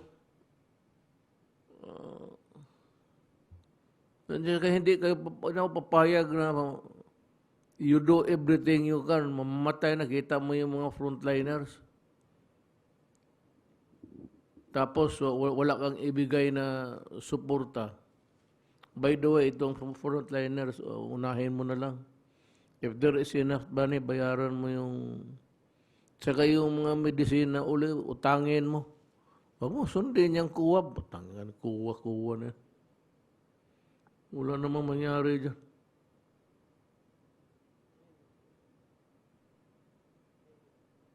Yan ang ayaw ko yung flagging eh. It creates a conundrum. Pati na, alam mo, political season na ngayon. Kanya-kanyang banat, kanya-kanyang criticism. Ito mga newspaper, akala mo,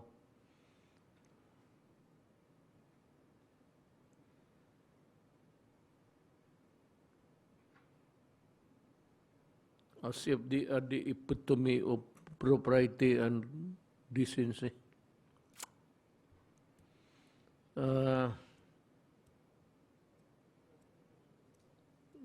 Secretary Lorenzana, it's your time.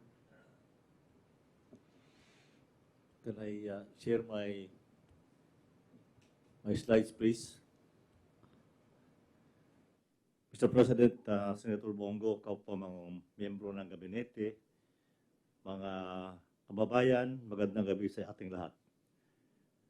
Mr. President, mula na ipatupad natin ang Crisis Action Plan Against COVID Variants, tuloy-tuloy ang ating Prevent, Detect, Isolate, Treat, and Reintegrate or PDITR strategy at pagbabakuna gamit ng ating 4-door strategy. Ngayon po ay urat ko ang ating mga nagawa simula nung itong mga nakaraang linggo. Sa una nating layunin, slide 2.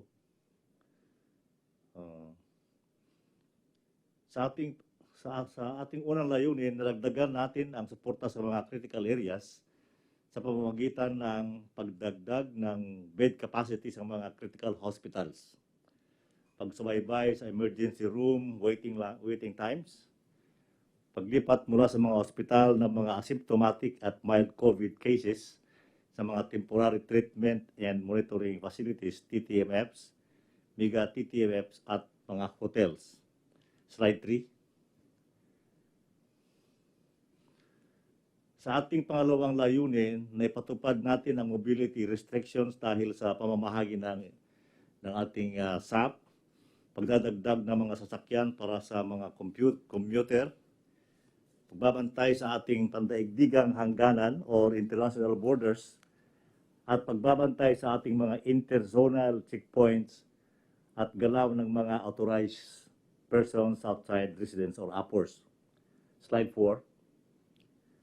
Sa pangatlong layunin natin, Mr. President, dadagdagan natin ang mga pagsisikap ng mga pamayanan para sugpuin ang COVID-19 dahil sa aktibong paghahanap ng mga COVID-19 cases, pagbabakuna sa mga sektor na kabilang sa prioridad, at pagdadagdag sa mga grupo na maaaring magpabakuna. Ito ay tatalakayin mamaya ni Secretary Galvez yung tungkol sa bakuna. Slide 5. Tiniyak naman ng ating borders subcluster na ang ating mga daungan at mahigpit na nagpapatupad ng mga health and safety protocols sa mga dumarating na overseas Filipinos, lalo na yung mga nagmula sa mga bansang matataas ang bilang ng COVID cases.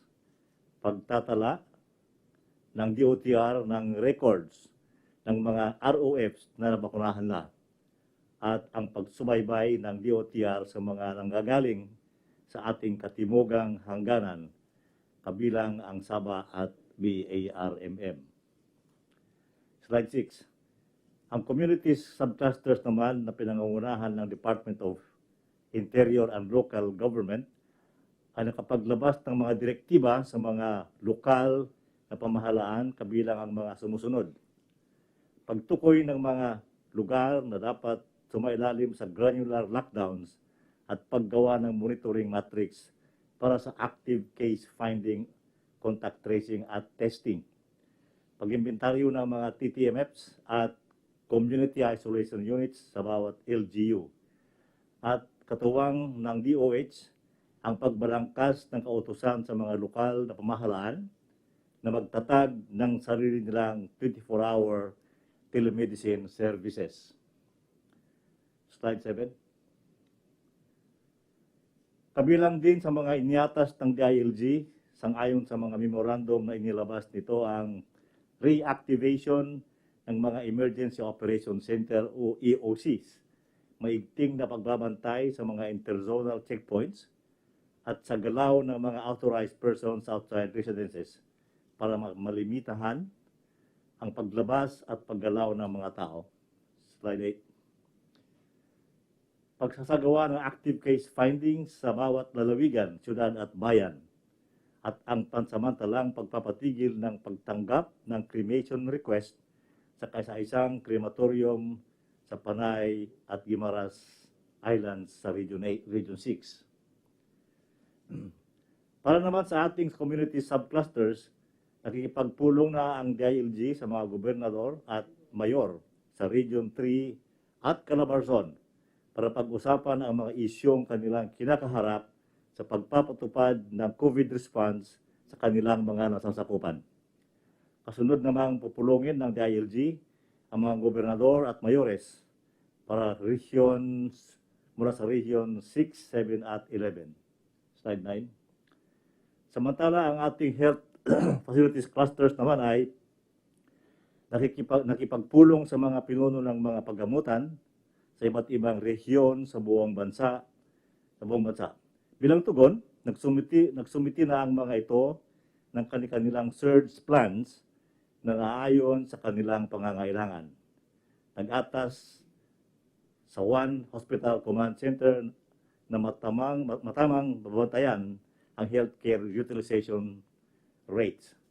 Nagbigay ng direktiba na gamitin ang mga TTMFs bilang step-down facilities para lumuwag ang mga pagamutan at ospital at magamit sa mga pasyenteng mas nangangailangan ang kapasidad ng mga ito. Pagsasagawa ng inventaryo sa mga mahalagang kagamitan tulad ng PPEs, gamot, reagents, oxygen supplies at iba pang pangangailangan. Slide 10. Ang ating namang health facilities subcluster na naglalayong magdagdag suporta sa mga critical areas ay nakapagsagawa ng mga sumusunod. Pagpapalakas sa kapasidad ng One Hospital Command Center, 56 na DOH hospitals at 2 centers for health development na mayroong operational telemedicine services. Paglilipat sa pagmamayari ng Lung Center of the Philippines ng bagong tatag na modular hospitals. Pagpapagawa ng modular hospital para sa Southern Philippines Medical Center na malapit nang matapos. Extension hospital sa gitnang Luzon. Pag-atas sa OHCC or One Hospital Command Center na subaybayan ang metrics for emergency room occupancy at patient waiting list ng mga pagamutan. Next slide. Pag-inventaryo ng mga critical resources, pamamahagi ng karagdagang supplies tulad ng cadaver bags, face shields, at matitiklop na cut beds, at pagproseso ng mga kahilingan para sa logistics augmentation. Next slide. Mr. President, kailangan ng pambansa at mga lokal na pamahalaan, pribadong sektor at lahat ng mamamayan ang pagmamalasakit at pagkakaisa or unity sa patuloy na pagpapatupad ng ating crisis action plan laban sa alinmang COVID variants. Maraming salamat po at muli magandang gabi sa inyong lahat. Thank you. This is just, it's not just, I'm not saying it because you're here. You've been doing a good job, Secretary Lorenzana, and things are going smoothly on your front. I appreciate it. Next is, we have Secretary Galvez. Mr. President, Senator Bongo, fellow cabinet members, on behalf of the National Task Force Against COVID-19, headed by Secretary Lorenzana and also Secretary Anyo, I will present to you the updates on our vaccination program. Mr. President, we are very happy that we have reached 40 million vaccines that we have received, with a total deliveries of 42,575,350. Mayor, magkakaroon po tayo ng more or less mga 50 million pagka natapos po ang buwan ng Agosto. So malaki po yun na mahigit na 50 million na po tayo na vaccine na dumating po sa atin. Out of this volume, ay mayroon po tayong 27,806,881 doses that have been administered, with 15,241,864 individuals that have taken the first dose, while 12,565,017 individuals are now fully vaccinated and protected, which represents 17.73% of the eligible population and 11.4% of the total population. Medyo bumaba po ang ating datos po ngayon sa pagbabakuna dahil talaga pong yung ating mga LGU ay kasulukuyan na kanilang pandemic response. At nakikita po natin na hati po ang tinatawag na effort ng ating mga healthcare workers sa ating pag-ano ng mga nakita natin na tumataas na kaso ng COVID-19. Kaya po ang ating administration ay nagkaroon po tayo ng konting dahil because of the stringent quarantine control and lockdowns. And also, many LGUs were redirected for pandemic response at saka po lalo na po sa Metro Manila, nagbibigay rin po sila ng ayuda. So simultaneous po yun, pandemic response, vaccination at pagbibigay po ng ayuda at saka po pag-ano po ng mga tinatawag nating mga stringent border control. For the month of August, we administered 7,326,831 doses. Ito po ay nag-upscale po tayo sa ating record sa July.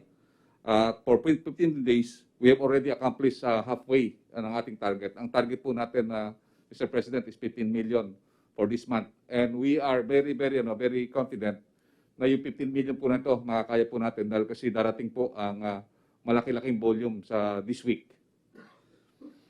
Next slide, please. For the past 2 weeks, meron po tayong tinanggap na more than 8.7 million. And ngayon pong linggo, in-expect po natin na meron po tayong 4 million doses from Sinovac, 1 million donation from China with Sinopharm, and more or less 400 to 500,000 doses of Moderna. Kanina na tinaksan po ako ng AstraZeneca at meron po darating din po na 500,000 na AstraZeneca this coming Friday. So all in all po, Mr. Mayor, ang ano po natin ay more or less meron po tayong 6 million na darating po ngayong linggo. At nagpapasalamat po tayo sa China na hindi po tayo nila kinakalimutan, katulad ng sinabi niyo po, na magpapadala po ulit sila ng 1 million na donation na Sinopharm. And then also, ang magandang balita po ito, ibabalita po ito ni Chairman Abalos, na napakaganda po ng record ng ating Manila mayors na despite their multitask, na-reach po nila yung 230,000 jobs a day. And yung kanilang vaccination ay nakadating na po na 6,354,901 or 66% of already received the first dose of their population target of 9 million. At while 4,054,275 or 42.21% already received the full doses. Sa ngayon po, ina-upscale din po namin ang Region 11. Tumawag po ang ating health officer ng Region 11 ng Davao na gusto po nila na matapos na rin ang kanilang herd immunity by October or November. So lahat po nito, bibigyan po natin ng malalaking doses itong mga region po nito para makakatch up po sa Metro Manila. Kasi ganun po ang ginagawa po natin na inuna natin ang Metro Manila pero hindi po natin kanalimutan itong mga major centers po nito. At yung nga po, malaking may tutulong po sa NCR, nagbukas na rin po yung RCTSI na yung Filipino vaccination site. Ito po yung na yung Filipino, they can accommodate 15,000 a day. Napakalaki po nito at ito po ay gagamitin po ng Parañaque at sinasabi nga ng Parañaque ang lahat ng taga-NCR at iba pang mga lugar na dito sa mga area ng Cavite or Laguna ay pwede pong magpabakunan dito basta mag-register lang po ng maayos.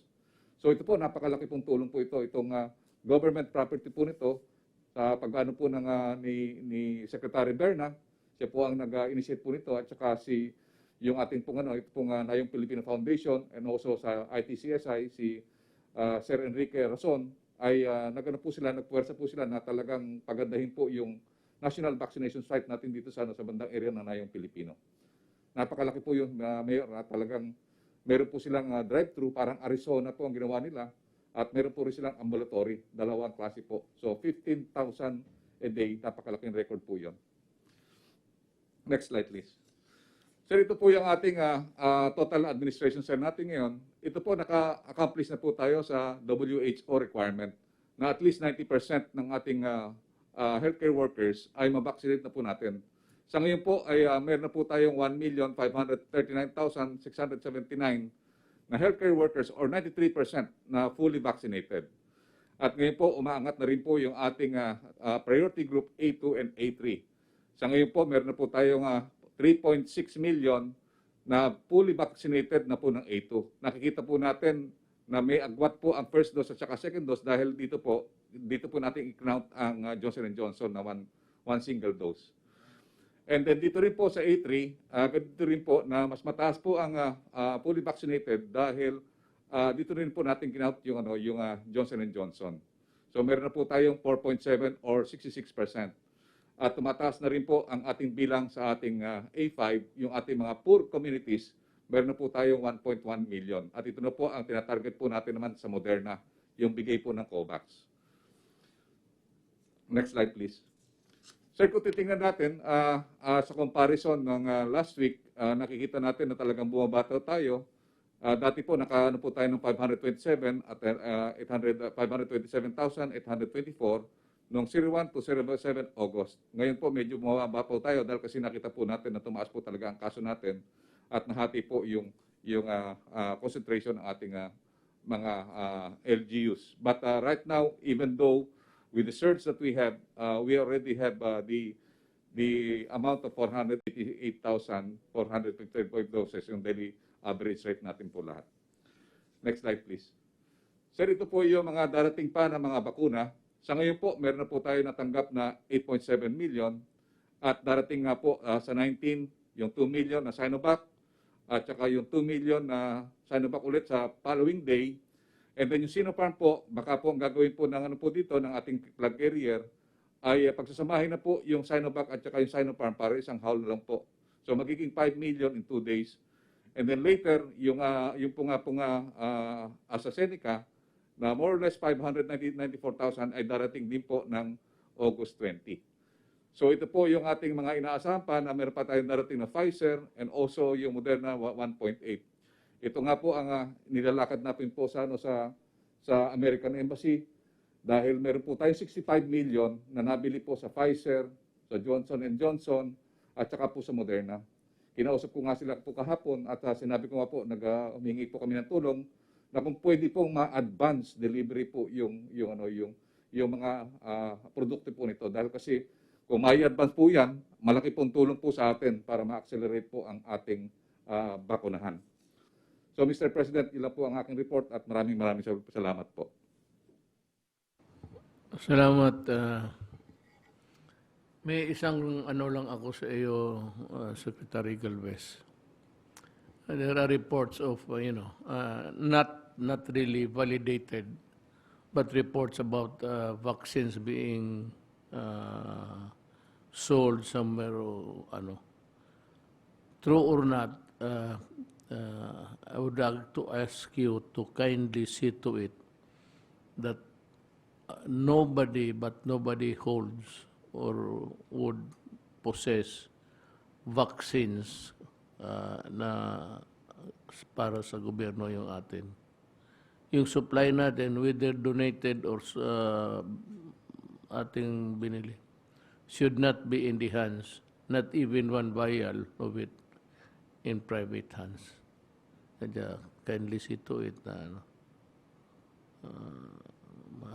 na hindi magamit ng iba.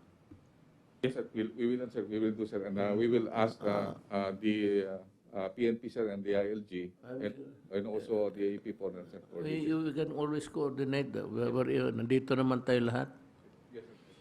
And also, we requested the NBI and FDA for investigation. Actually, sir, meron tayo na, nahuli na, sir, yung NBI dati. And I think, maging malaking po yun, sir. Malaking, parang deterrent po nila. So ongoing sir yung sir natin, mga surveillance sir natin with NBI and also with the AAP and the PNP. And also we also asked the FDA to really continue yung continuous surveillance. We will comply po, sir, Mr. President.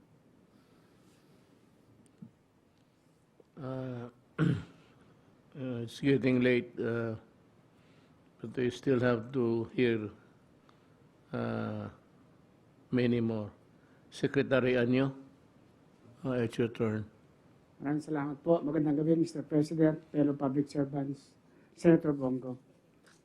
Yung sinabi niyo po, makakaasa po kayo na pagtutulungan namin na walang masasayang na bakuna at walang mga gagawa ng anumang kalokohan dito, katulad ng pagiging fixer at saka yung mga tao na nagbibenta ng bakuna. Meron na po tayong napaila ng kaso sa mga yan. Ang una ko pong ulat na gagawin, Mr. President, ay ito pong pagbibigay ng ayuda. Wala po sa inyong unang inapprove na 10.894 billion para sa NCR, ay nagkaroon po ng supplemental budget na inyo pa rin inapprove na 368 million. Kaya ang total na po ay 11.256 billion para po sa National Capital Region. At mula po noong Wednesday, August 11, ay nagsimula na po ang ating pagbibigay alinsunod sa mga provision ng Joint Memorandum Circular number 3 ng DILG, DSWD at NCR. Kaya po makikita natin dito sa screen ay total of 3,299,200,000 290,000 na po ang naipamigay natin for a total of 29.31% mula po noong August 11. At 3,290 individuals na po ang nakinabang sa ating ayuda. At tuloy-tuloy pa rin po ang ating pagbibigay ng ayuda. At bukod po dito, para may transparency, ay naipaskil na rin sa lahat ng LGUs sa NCR ang listahan ng kanilang mga benepisaryo sa kanilang tanggapan, website at official social media platforms para po sa information ng lahat. At sa inyo rin pong pag-uutos, atin pong sinupervise at minomonitor ng DILG, DSWD at DND ang distribution sa isang LGU ng NCR. At pati naman po ang mayor ng nasabing LGU ay sumunod din po sa inyong kautusan. Samantala naman sa ayuda para sa Bataan at Laguna na inyo ring inapprove, mayroon pong 700 million para sa Bataan at 2.7 billion naman para sa Laguna.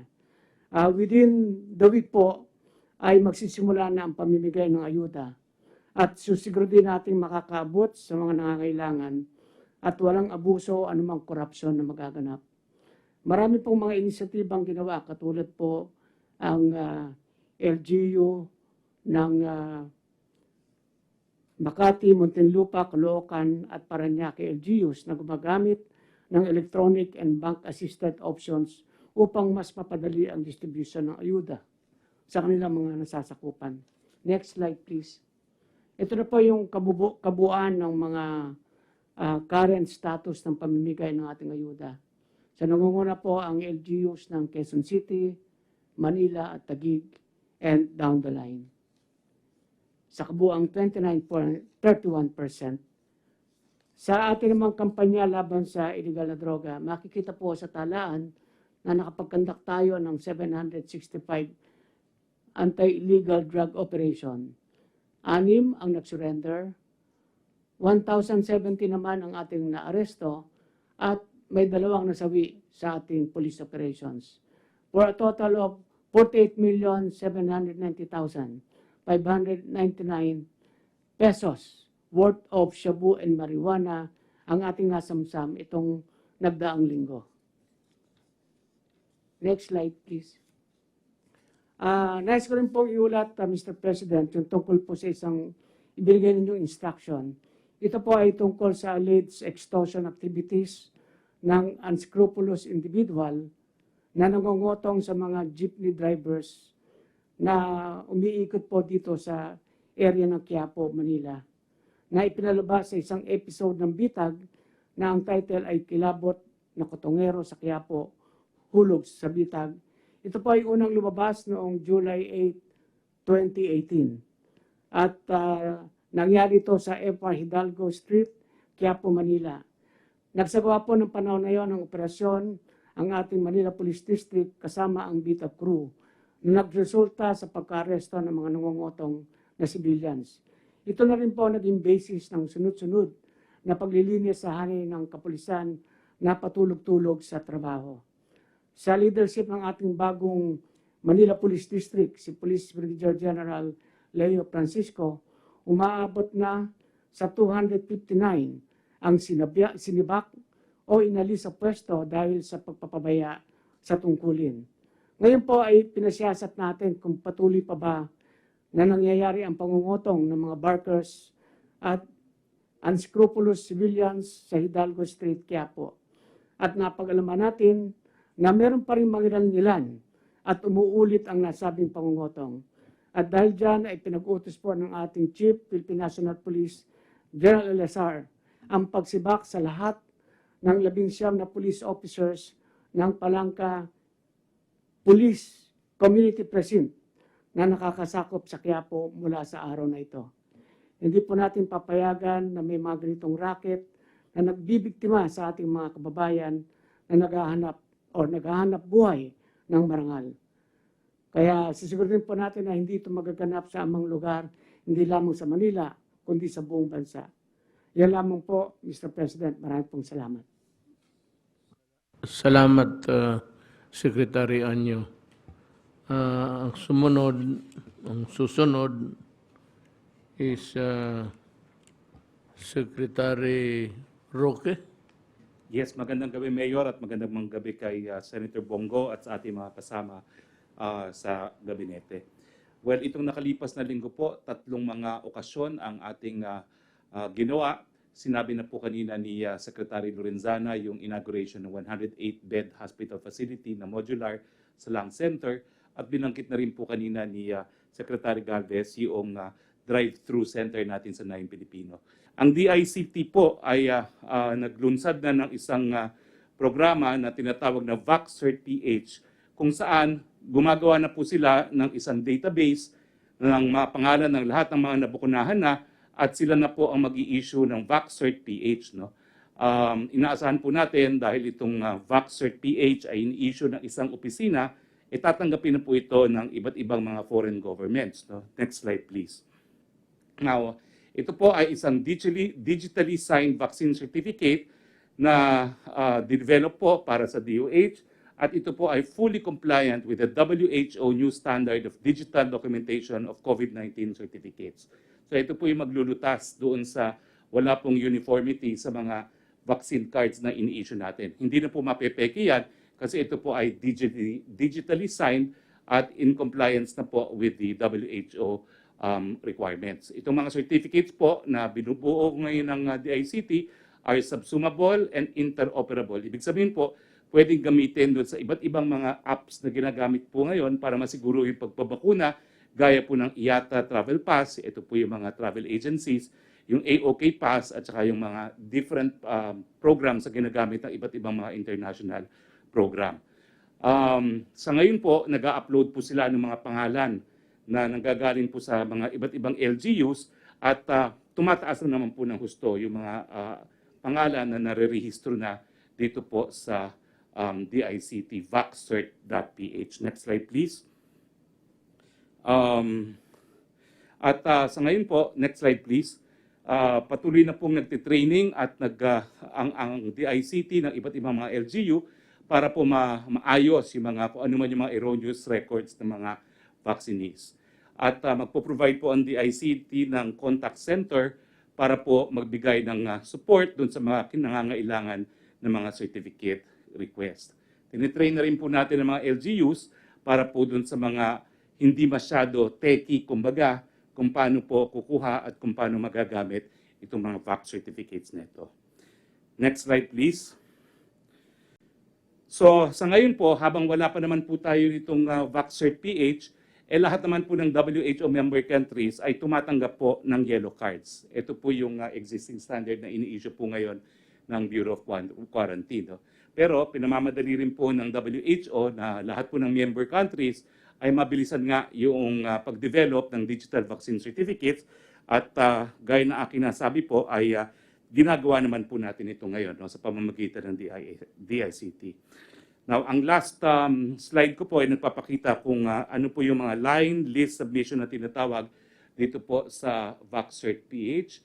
Meron na po tayong 77% of line list submitted as of August 15, 2021. So, ibig sabihin po, marami-rami na yung na-upload natin sa ating VacCert-PH. Meron lang po tayong 13.6 na merong mga issues as far as the data are concerned. No? Yung susunod po natin gagawin is yung strict data control sa line list template and uploader, yung weekly monitoring ng data quality store, yung citizen-initiated correction para po sa mga vaccine certificate. No? At nagko-conduct din po sila ng mga test no, sa ilang mga LGUs para ma-simulate po talaga yung generation ng mga vaccine certificate.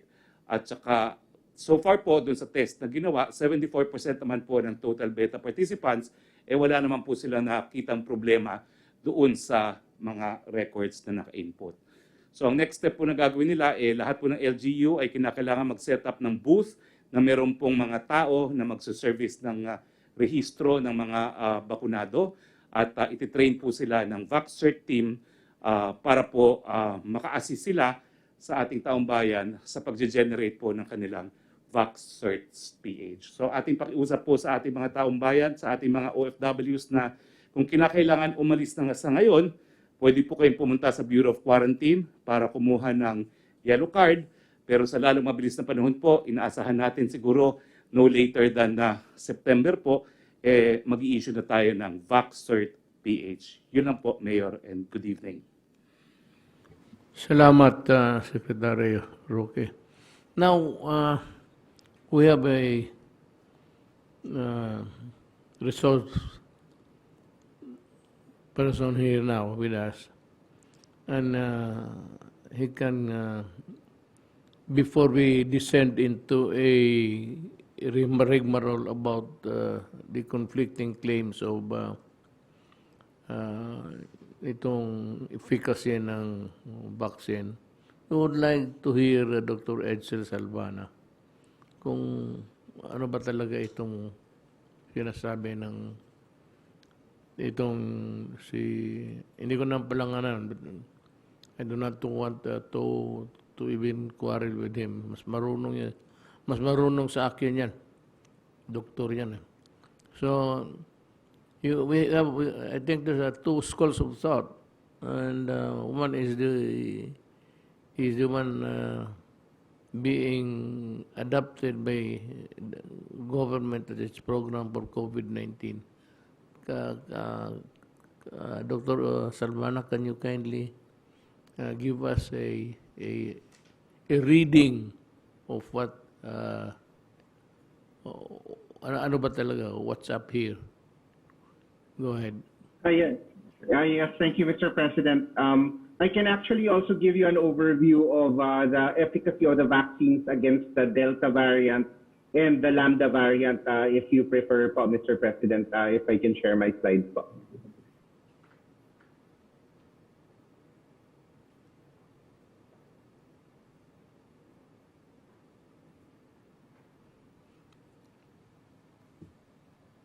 Okay, so I will just give a brief overview of how our vaccines work.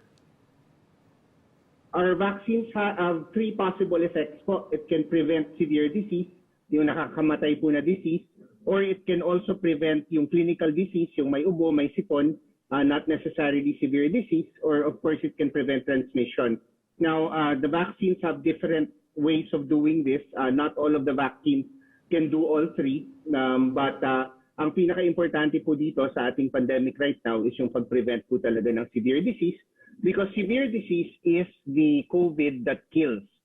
It can kill as many as 10 to 15% of our vulnerable population, especially yung ating elderly at yung merong medical conditions. If we look at po kasi yung death rates ng ating elderly, yung mga 80 years old and above, pag nagka-COVID po yan na hindi na bakunahan, it can be as high as 15% po. And then the death rate goes lower po over time, as the ages go down po. And then also yung ating mga taong may cardiovascular disease, may diabetes, mas mataas po talaga yung death rate nila kung magka-COVID po sila. Now, yung layunin po talaga ng vaccines natin na nakaka-prevent ng tinatawag na severe disease is yung leon na nakakapatay ng tao, we turn it into a kitten na pwede kang masaktan pero it will not kill you. So that is really the way that we want these vaccines that prevent severe disease to work. And the good news is po, lahat po ng bakuna natin right now, they had high efficacy against the original COVID, and it also maintains high efficacy against Delta and also this new Lambda po. Now, another possibility is that the vaccine also prevents you from having symptoms, so hindi na magkakaubo, hindi na magkakasipon, pero nakakahawa pa rin, but there is less need to access the healthcare system. Dati po, maganda po talaga yung vaccines natin even for this. Unfortunately, because of Delta, medyo bumaba na rin yung efficacy for preventing clinical disease, but mataas pa rin naman yung efficacy for preventing severe disease. So ito, kinikage po natin yung layon para hindi ka na nagkakaroon ng symptoms. And ito nga po yung nangyari, yung original po na virus, mataas po yung efficacy natin against clinical disease, pero yung Delta, lahat po sila across the board decreased po talaga. And again, this is just nagkakaroon ng mild disease, naririnig po natin yung iba, nagkakaroon ng breakthrough infections, most likely because they got Delta, pero hindi po sila namamatay. Pero nagkakaroon sila ng sipon, ng ubo, possibly also some fever, and in some cases, lalo na dun sa mga high risk talaga, pwede pa rin po silang ma-hospital. Now, yung sa Lambda, there's not very much data available, but we can see that based on the preliminary data, there should be some slight decrease in the vaccine effects, but it will not be severe most likely po, not as bad as Delta. And then finally po, itong tinatawag nating transmission, ito po talaga yung natamaan ng itong mga variants. Kasi bumaba po talaga yung ability of the vaccines to prevent transmission. Kaya nga po now, even the US is putting back their masks because even the people who are vaccinated, if they get mild disease, they can still spread it to other people. And actually right now, no COVID-19 vaccine has been proven to completely prevent transmission. And even though yung sa old viruses, maganda po yung effects sa transmission blocking, mga 90%, ngayon bumaba na po talaga. And we're looking at the studies and looks like hindi po talaga ito makakagawa ng magandang transmission blocking lalo na sa Delta. So when we block transmission, we're killing the lion para hindi na siya mag-spread. And as you can see po, yung ating vaccines sa original, maganda po yung epekto ng Pfizer, Moderna, Astra, Sinovac. There was not much data on Sinopharm. Pero with Delta, bagsak po talaga lahat yan ang expected. They haven't done the published studies yet, but we are really seeing that these can be transmitted. For Lambda, there are no studies at this time po.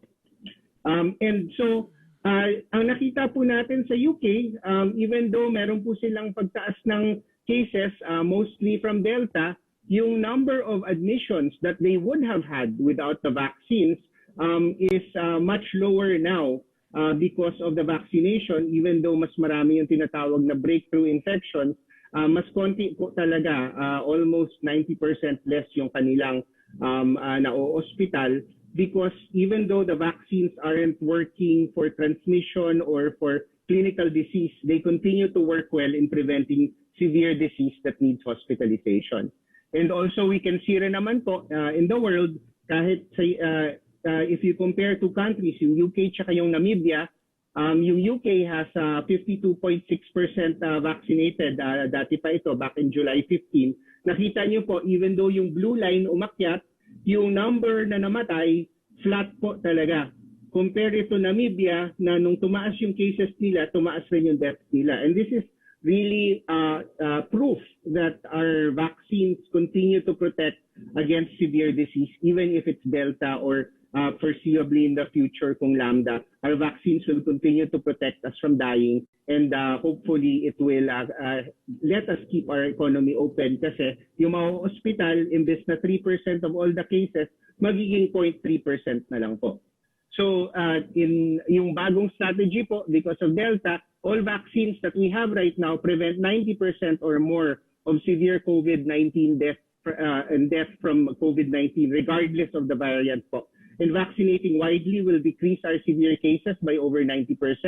The healthcare system can manage and the economy can remain open. There are new vaccines being developed, but in the meantime, what we have, if we mix it with our PDITR, our mask, our face shield, and our vaccines, we can beat Delta po, Mr. President. Thank you very much. Thank you, Dr. Salvana, for the education of everybody about the conundrum of people about vaccines. Now we go to the Director General of the FDA, Torre Domingo. Magandang gabi po, Mr. President, Mayor. Magandang gabi po kay Senator Bong. Nice tsaka sa to mga see you. members po ng Cabinet. Magbigay lang po ako, sir, ng konting update doon sa mga safety ng atin pong mga bakuna. At ito po yung slide. Kasi nga po may nagsasabi, no, katulad nila Dr. Quijano na mas unsafe pa daw ang bakuna kaysa sa COVID. Hindi po totoo yun. Kung tayo po hahayaan na lang natin magka-COVID lahat ng Pilipino, milyon-milyon po ang mamamatay. Kaya po tayo nagbabakuna dahil nakikita po natin na the benefit is greater than the risk of the COVID vaccine. Can I have our slides, please? In fact po sir, sa Pilipinas, hindi pa tayo, next slide, hindi po tayo gumamit ng bakuna na hindi pa po nagamit sa kung saang parte, sa ibang parte ng mundo. Ang pong ating mga bakuna, pag binigyan po ng EUA, ibig sabihin po yan, nasa phase 3 trial na. No? Ang phase 3 trial po, doon tinusubukan na po sa tao kasi sa phase 1 pa lang po kung toxic na ang gamot o bakuna, hindi na po lulusot yan kung ito ay malaking masamang epekto. At hindi po totoo yung mga conspiracy theory na pinaniniwalaan ng iba dyan na lahat ng doktor, nurse at lahat ng gobyerno ay nagtutulong-tulong para po magbigay ng masamang dahil may hangad tayong masama sa mga mamamayan. In fact po, ang buong mundo ay nagtutulong-tulong po para mag-develop ng mga bakuna at gamot para po talaga mawala na itong COVID na to. Sa ngayon po sir, 183 countries na ang nagbabakuna. Hindi naman po sa Pilipinas lamang.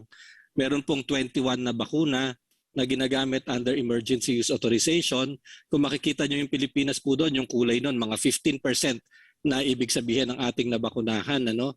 At ang ating pong vaccination per day sa ngayon ay milyon-milyon po. At sa buong mundo, meron na pong 4.71 billion vaccines na nagamit sa mga tao po sa buong mundo. So ito pong 4.71 billion na bakuna na ito, katulad po sa Pilipinas, minomonitor natin yan. Lahat din po ng bansa, minomonitor din po ang kanilang mga bakuna. Pagkatapos ko kami lahat ay nagsishare ng information. Para po pag may nakikita tayong signal o nakikita natin ng masyadong may danger ang ating bakuna, ito po ay atin pong ito po ay maaari nating pigilin. Next slide please. So ito po isang mga bakunang ginagamit natin, yung Pfizer. Sa Pilipinas po 1 milyon na ang nagamit natin dito. At sa pag-aaral po ng WHO at lahat po ng ibang bansa, nakikita natin na until daw the benefit outweighs the risk. Ibig sabihin po, yung magandang epekto niya sa pag-prevent ng pagkamatay at pagkaka-COVID ay definitely mas matimbang kaysa po doon sa mga possible na side effects nito. Ang mga rare po natin na side effects dito, watch out for natin, ay yung myocarditis and pericarditis para pong inflammation sa puso kasi minsan po kapag viral infection, nagkakaroon po nito. Pero usually nakikita po sa kabataan. Dito sa atin wala pa pong na-report nito kasi hindi pa naman po tayo nagbabakuna ng mga younger population. Next slide. Yung susunod po na bakuna, yung AstraZeneca, ito ginagamit sa 121 countries. Hindi lang po sa Pilipinas at pinagbabantayan po namin lahat yan. Again, regularly po yan, ine-evaluate natin. And at this time, we have all concluded that the benefit of using this vaccine outweighs the risk. Ito po, kapag meron naman tayong nakikita ng mga adverse events, mababasa naman po natin yan lahat sa dyaryo. Nakikita po, nire-report natin yan kasi ito watch out tayo for yung mga thrombosis or yung blood clotting na tinatawag, yun pong Guillain-Barré syndrome, at saka yun po mga ibang very, very rare diseases. Kaya lang ito po kasi nakikita sa 1 out of every 200,000 po halimbawa na nabakunahan. Ito po ay mas rare kesa po sa pagkakaroon ng COVID at pagkakamatay from COVID. Plus of course the fact na itong mga sakit na ito nangyayari naman po talaga kay magkabakuna, kay hindi. So as of now, ang pong ating AstraZeneca, talaga pong the benefit outweighs the risk ng paggamit po nito. Next slide. Yung pong pangatlong bakuna natin, ito yung pinakamarami nating nagamit, yung Sinovac. It's being used in many, many countries and it's the most widely used vaccine dito sa atin. Actually, yung Sinovac, wala po siyang any specific safety concern na nare-report. At karamihan po na nakikita natin ay very mild lamang po ang mga adverse events nito. Next slide please. Yung pong Sputnik, ito medyo kaunti pa lamang po ang nagamit natin dito ng mga 350,000 pa lamang. And it's being used in 71 countries including the Philippines. Wala naman po siya tayong nare-report na major safety issues dito. Ang contraindication lamang ay hindi po siya pwedeng ibigay sa buntis tsaka doon po sa mga breastfeeding women. Kasi po kulang po ng pag-aaral ang safety nito sa pregnancy tsaka sa lactating women. Lahat po kasi ng ibang bakuna maaari naman pong gamitin sa buntis tsaka sa mga nagpapasuso. Ito lamang pong Sputnik ang hindi. But other than that, wala naman po tayong safety concern both locally or internationally na na-identify dito po sa Sputnik. Next slide please. Yun pong Janssen, ito po nakatanggap din po tayo kasi ng 3 million dito kaya marami na rin pong ginagamit. Ginagamit po ito sa Amerika, sa Europe, and 59 other countries, and it's also approved by the WHO. And so far, ang mga similar din po doon sa AstraZeneca, yung mga rare cases that we are watching out for. No? At ang safety info po niya until now, we have the WHO and all of the other countries have decided that the benefit of using Janssen definitely still outweigh the risks. Next slide please. Yun pong Moderna, ito yung medyo bago. Meron din po tayong 2.5 million na nagamit nito. Ginagamit po sa 68 countries. And again, ang very rare po din to. Parang similar to Pfizer naman po ito. No? Very rare cases of myocarditis and pericarditis, no, in young people na kung ma-detect naman po ng maaga ay magagamot naman po. No? At nakikita rin natin na ang definitely with an efficacy rate of 94%, ay talaga pong the benefit of using this vaccine outweighs the risk. Mas matimbang po ang ating nakukuhang benepisyo kaysa kung hindi tayo magbabakuna at magkaka-COVID at magkakaroon po ng grabing sakit ang mga hindi na nababakunahan. Next slide please. Ito pong huli, yung Sinopharm, may natanggap po tayong 100,000 po nito no, na doses galing po sa UAE. Doon po ang pangalan niya, Hayatvax, but it's exactly the same vaccine. And again, ito po like Sinovac, there are no specific safety concerns. Very mild po ang mga adverse events after immunization at wala pong nare-report naman no, na any serious that we have to consider na mga risks po nito. Kaya talaga pong ito, safety, the benefit definitely outweighs the risk. Next slide please. So yun naman po ang sa ano natin ang lahat ng bakuna. Kaya naman po ang WHO, nung tiningnan po nila lahat ito, plus all the ongoing studies, no, tuloy-tuloy naman po kasi ang pagmomonitor at pag-aaral sa mga bakuna. And we can say that the vaccines are highly effective against severe illness and death. Lalong kasama na rin po yung COVID-19 variants katulad po ng sinabi ni Edsel. No? Bagamat maaari pong dun sa mga bagong variant nababawasan ng konti yung efficacy nila against preventing disease, pero na-maintain po kasi yung kanyang efficacy against preventing severe disease and death. Next slide please. At yun nga pong bagong variant natin, ito pong Lambda variant. Actually, hindi naman po siya bago. Noong 2020 pa po ito nakita sa Peru, pero hindi pa po kasi siya sumasabog ng katulad po ng Delta or dumadami. Kaya po as of now, designated lang po siya ng WHO as a variant of interest.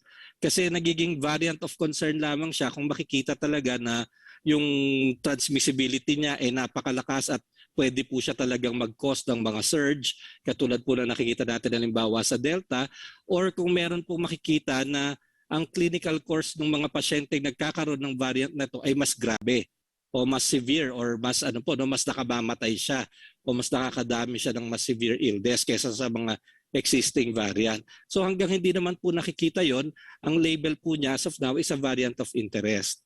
And I agree with with Edsel, the early reports po tend to show that mukhang magkakaroon nga po siya ng decreased efficacy yung mga vaccines in preventing yung mga symptomatic illness, yung pagkakaroon po ng sakit na mayroong mararamdaman. Pero ang tingin naman po natin, preliminary data naman po natin, would show na mareretain pa rin po yung protection against severe COVID-19 and death with the vaccines that we are using now. Kaya naman po talagang hanggang ngayon, ang pakiusap pa rin po natin sa kababayan natin, pag po ready na at meron na pong bakuna na tinawag na kayo, magpabakuna po kayo. Pangalawa, kumpletohin niyo po yung dose because yung incidence po ng pagkakaroon ng COVID drastically goes down once you complete the doses, lalong-lalo na po pag fully vaccinated na kayo. So in between your first dose and your time you're fully vaccinated, wag po rin kakalimutan lalo na yung ating minimum health standards dahil importante po yun at talagang makakatulong po sa ating lahat. Yan lamang po, sir. Salamat, Dr. Domingo. We go now to Chairman Abalos. Magandang gabi po, Mr. President, Secretary Senator Bongo, sa po ng mga Secretary of the Cabinet. Magandang gabi po. Bibilisan ko lang po, maski 5 minutes lang, Mr. President. Gusto ko lang po ipakita yung nangyayari on the ground. May I have the slides, please? Take your time. May I have the slide, please?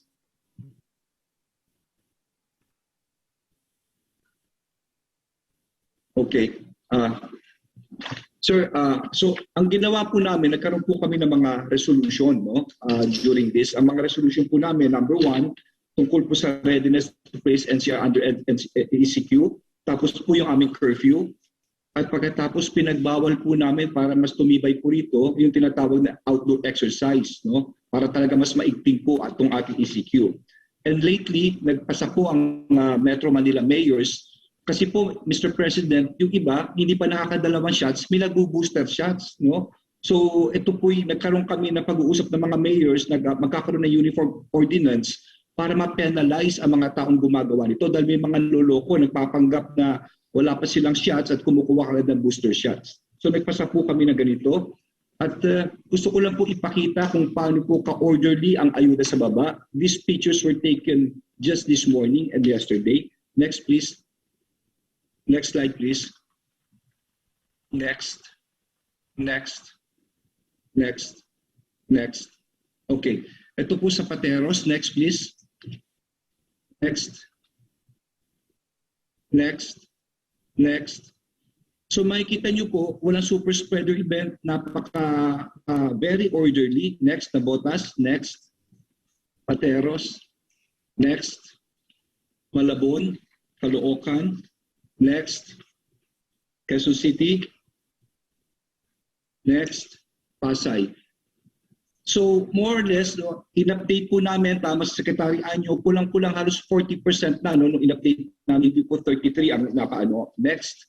Tapos sa PDITR po, ang contact tracing po namin ay next is 1:10. No? 1:10, ang target is 1:15. As per Director Balboa naman po, yung sa testing, there are currently 4,165 tests conducted for the past 6 weeks. No? And there is a continuous increase po. Ngayon po ay talagang tinataasan po namin. Kaya po maraming na-record ng mga bagong kaso dahil sa dami ng mga pinapatest po natin lately. Ngayon po, gusto ko po ipakita itong mga isolation facilities. Ito po yung mga walang mga symptoms sa mga ano po ito, sa mga LGUs. No? So, ang occupancy rate po nito ngayon ay 51.49%. Ito po yung mga eskwelahan at mga quarantine facilities. Next, please. So sa mga nanonood po, next please, next. Next. Okay. Ganito po kaganda. Ito po yung kinuha namin kanina sa Pasig, sa Pateros, sa Pasay, no? Sa Parañaque. So sana po magpa-isolate ng mga kababayan natin. Dahil kung nasa bahay sila, makakahawa sila sa kanilang mga kamag-anak. So, kamukha na sinabi ko, ang occupancy po nito ay 51.46%. Ngayon naman po, next please. Next. Kung gusto nila, may isa pa silang pagpipilian, ito tinatawag na Oplang Kalinga. Ito po yung mga hotels, papakita ko lang po, no, para wala sila maka-isolate sa bahay. Ito po yung mga hotels, kamukha po nila El Rancho Tunasan. Next. Next.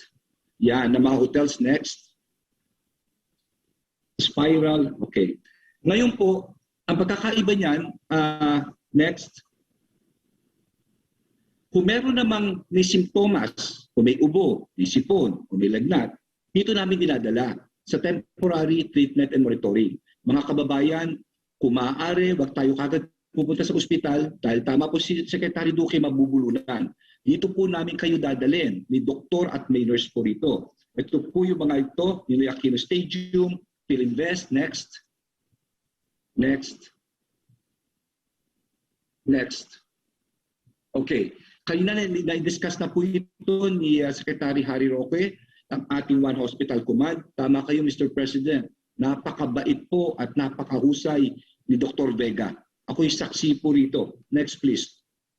Isipin niyo po, dati ang tawag sa One Hospital ay 80 to 100. Ngayon, ang tumatawag dito ay 480 a day calls. Dati 35 lang ang staff, ngayon po ay umabot 115, 24 hours po ito. Talagang napakaganda, may PBX system at napaka-efficient po ng mga staff ni Dr. Vega.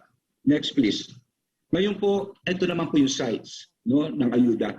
Kung makikita niyo po sa litrato, sinama ko na po si Director General ng ARTA, si Secretary Jeremiah Bellica. Bakit?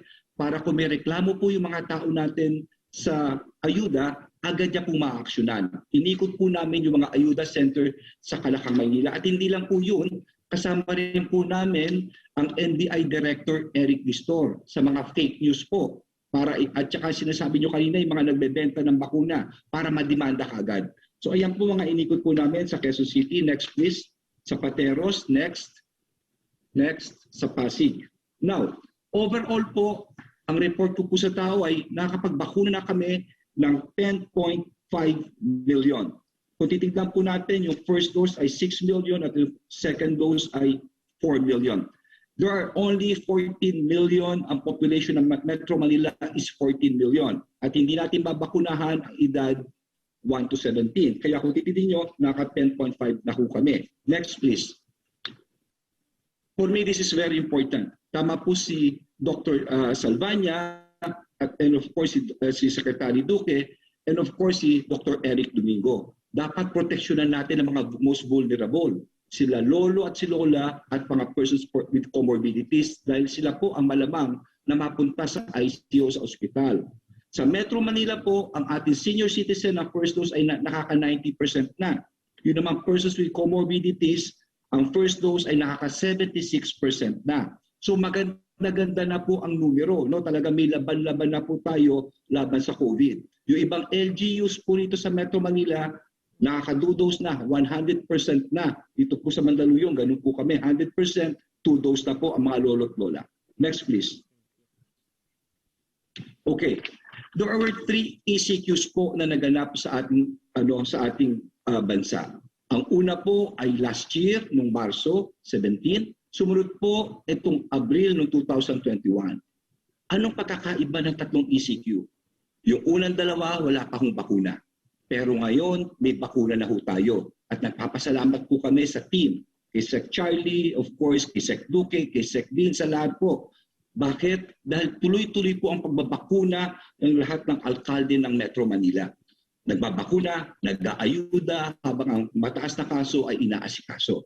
Pero ito po natuklasan namin. Next please. Ito po ang magpapatibay sa sinasabi kanina ni Director Eric Domingo at ni Secretary Salvania. Tignan niyo po ito. Nakakagulat. Sa lahat po ng binakunahan sa Caloocan, ang walang bakuna ay 63%. Dito po sa Mandaluyong, ito pong walang bakuna ay 49%, pero yung nakakadalawang dose ay 39% at yung 1 dose ay 11. So marami pa rin. Sa Taguig, 67.75%, Pasay, 64%, Marikina, 51.52%, Malabon, 63%.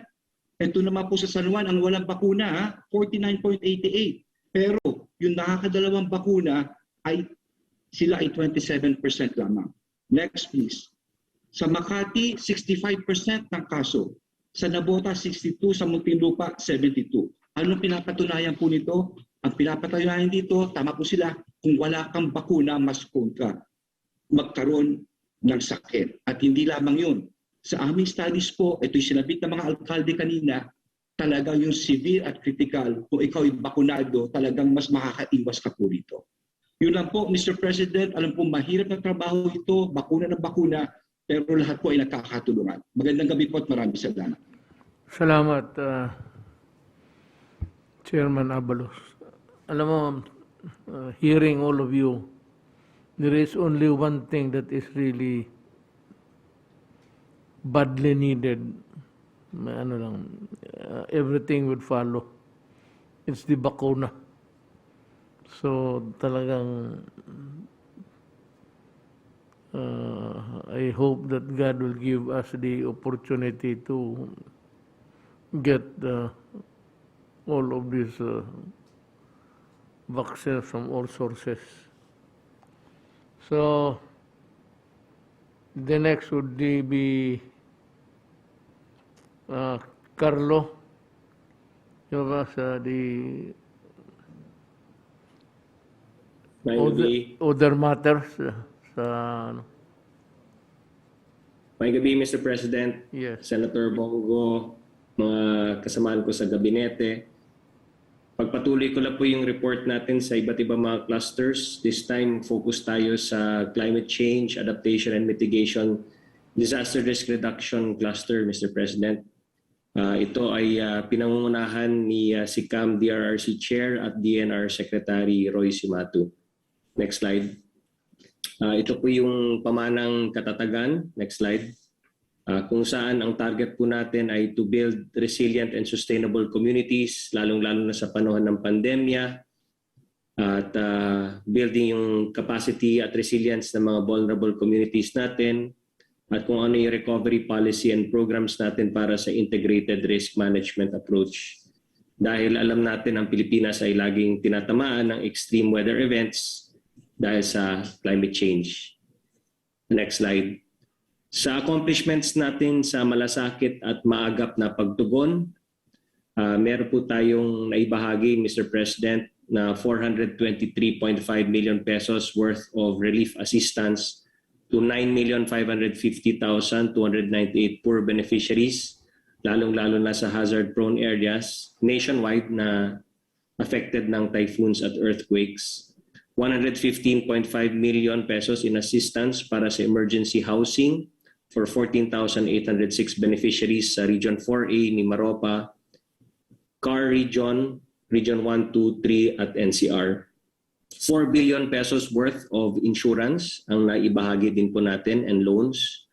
At meron din po tayong agricultural support and assistance to 3 million small-scale farmers and fisherfolk, 191,000 agrarian reform beneficiaries, 1,500 ARB organizations, and 242 urban dweller beneficiaries. Gamit yung People's Survival Fund, 310 million worth of projects ay naipahagi po natin sa Lanuza, Surigao del Sur, sa Siargao, Surigao del Norte, Camotes Island, Cebu, Herona, Tarlac, Sarangani, at Kitcharao, Agusan del Norte. And for climate resiliency productivity, 373 ARBOs ang na-assist natin. 369 farm machineries and equipment are provided at 69 solar-powered irrigation systems established. Sa Cagayan River Restoration naman po, 318,310 cubic meters na po ang na-dredge natin. That's 92.45% sa magapit na rows as of July 12, 2021. Naglagay din po ng 31,141 bamboo and suitable tree species covering 93.24 hectares in Cagayan, Isabela, Nueva Vizcaya, and Quirino, planted sa various riverbanks for stabilization. Sa livelihood recovery assistance, 8 million pesos in funds, 385 nego carts and starter kits worth 10.1 million para sa mga beneficiaries ng Isabela at Nueva Vizcaya. 580 beneficiaries binigyan ng tupad sa Bambang, Nueva Vizcaya. Payout and 100 fiberglass bangka na bigay sa fisherfolk in 12 coastal towns adjacent sa Cagayan River and the surrounding areas in North Luzon. Sa Marikina River Restoration naman po, Mr. President, removal of illegal reclamation na nakakabigay ng yearly problem sa massive flooding sa area na yan. Nasa phase 1 na po tayo ng dredging in 3 priority sites completed. That's 67,425 cubic meters dredged. At nilagyan po natin ng 8,552 fruit-bearing trees and bamboo planted in 1,750 meters ng Pasig Marikina River. At sa Upper Marikina River Basin naman po, 16,728 bamboo covering 82 hectares sa river easements. 90 units of check dams were used to reduce riverbank erosion that were also desilted in barangays Calawis at San Jose in Antipolo. And nagkipag-ugnayan tayo sa 11 people's organization para sa production and planting of bamboo. And then sa river ng Bicol River Restoration naman po, 27,891 cubic meters were dredged from 10 priority sites sa Bicol River, Kamaligan, Kamsur, as of July 12, 2021. Nagplant ng 206,860 bamboo culms covering 582 hectares for riverbank stabilization sa Albay, Cam Norte, Cam Sur, and Catanduanes. And for forest protection, that's 168 forest protection officers from the said areas were hired. Dito naman po sa kaalaman at kahandaan, susi ng katatagan, 49 trainings ng disaster risk reduction, healthcare waste management, climate resilient livelihood were conducted, participated by 25,655 LGUs, healthcare workers, teachers, and private sectors nationwide. At nag-install din po tayo ng mga additional hazard maps na pinublish natin para sa 59 ground rupture hazard maps, 143 liquefaction hazard maps, 1 tsunami hazard map, and 6 earthquake-induced landslide maps. And nag-conduct din tayo ng vulnerability risk assessment reports and susceptibility maps developed for 122 LGUs. Nag-install rin po tayo ng 5 additional high-frequency Doppler radar networks and 16 seismic monitoring instruments. And meron tayong ongoing installation ng 54 additional weather forecasting and monitoring instruments, 5 additional flood forecasting and warning systems sa mga rivers po natin. Next slide. Para sa pagkalinga sa likas na yaman at kapaligiran para sa katatagan, yung dito makikita yung progress ng Manila Bay rehabilitation natin. Meron pong solar-powered sewage treatment plant that was constructed at nakapag-dredge na rin po sa pangunguna ni Secretary Roy Cimatu at ng kanyang task force, 560,437 cubic meters of dredged materials and 9,144 cubic meters of waste materials dredged naman po sa Pasig River at sa coastline ng Manila Bay. Meron din po tayong Boracay rehabilitation. Kasama natin dyan si Sec Cimatu, si Sec Berna at si Sec Anyo. 273 structures encroaching the 25 plus 5 meter beach and 158 illegal structures were demolished. Doon naman sa forest land at wetlands, 1,002 establishments complied with the 12-meter road easement, 48 establishments and households connected to sewer lines, 88 sewage treatment plants installed, and 5 wetlands adopted for rehabilitation. At sa Boracay Circumferential Road, decongestion ng 8.75 kilometers of paved and widened road at nagbigay din po tayo ng livelihood and jobs within the island. Affecting yung mga affected workers, 22,740 affected workers na nabigyan din po ng trabaho. Plus namahagi rin po tayo ng tulong sa mga affected farmers and fisherfolk. Of course, alam natin yung problema ng climate change, yung flooding. So maraming mga flood mitigation measures ang na-implement under your administration, Mr. President. At kasama na rin po dyan yung 9 billion Pasig Marikina River Channel Improvement Project Phase 3, which will decrease flood inundation in that area by 18% and reduce flood damages by 14.3%. By 14.3 billion. Underway is 5.8 kilometers bank improvement from Marikina Bridge to San Mateo Bridge, channel improvement for Middle Marikina River Rosario Bridge to Marikina Bridge, and construction ng Marikina control gate structures and 2 floodgates at the joining sections of Cainta and Taytay rivers to Manggahan floodway. And the construction of 2 off-site retarding basins along Imus River and Bacoor River, 68% completed na po. And then meron din po tayong project na Estero de Sunog Apog Pumping Station sa Espanya, Sampaloc, Manila to reduce flooding in that area. Meron din pong flood risk management project sa Cagayan de Oro River worth 8.55 billion. That's also ongoing. And then of course, for active transport, 416.79 kilometers ng bike lanes were established, and of course, the construction ng 6 railway projects, katulad ng Metro Manila Subway, MRT Rehabilitation, MRT-7, LRT-1 Cavite Extension, LRT-2 East Extension, and PNR North 1. Patuloy rin po yung construction ng irrigation and other facilities natin, especially communal irrigation systems across the country.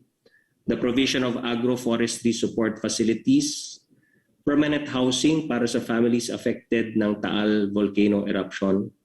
And then sa panlaban against COVID, as reported, yung mga quarantine facilities natin, 635, even more, together with the private sector, mga off-site modular hospitals natin for COVID patients and dormitories for medical frontliners constructed. Yun na po, Mr. President. Maraming salamat. Thank you, Secretary Nograles. May isa na lang. The last but not the least, he has something good to say to us. Secretary Panelo, go ahead. Magandang gabi, Ginoong Pangulo, at sa ating mga kasama sa kabinete at ang chairman ng Committee on Health ng Senado, si Senator Christopher Bongo. Gusto lang pong ipaabot sa inyo, Ginoong Pangulo, ang pasasalamat ng mga taga Santo Tomas, Pampanga at San Simon, Pampanga.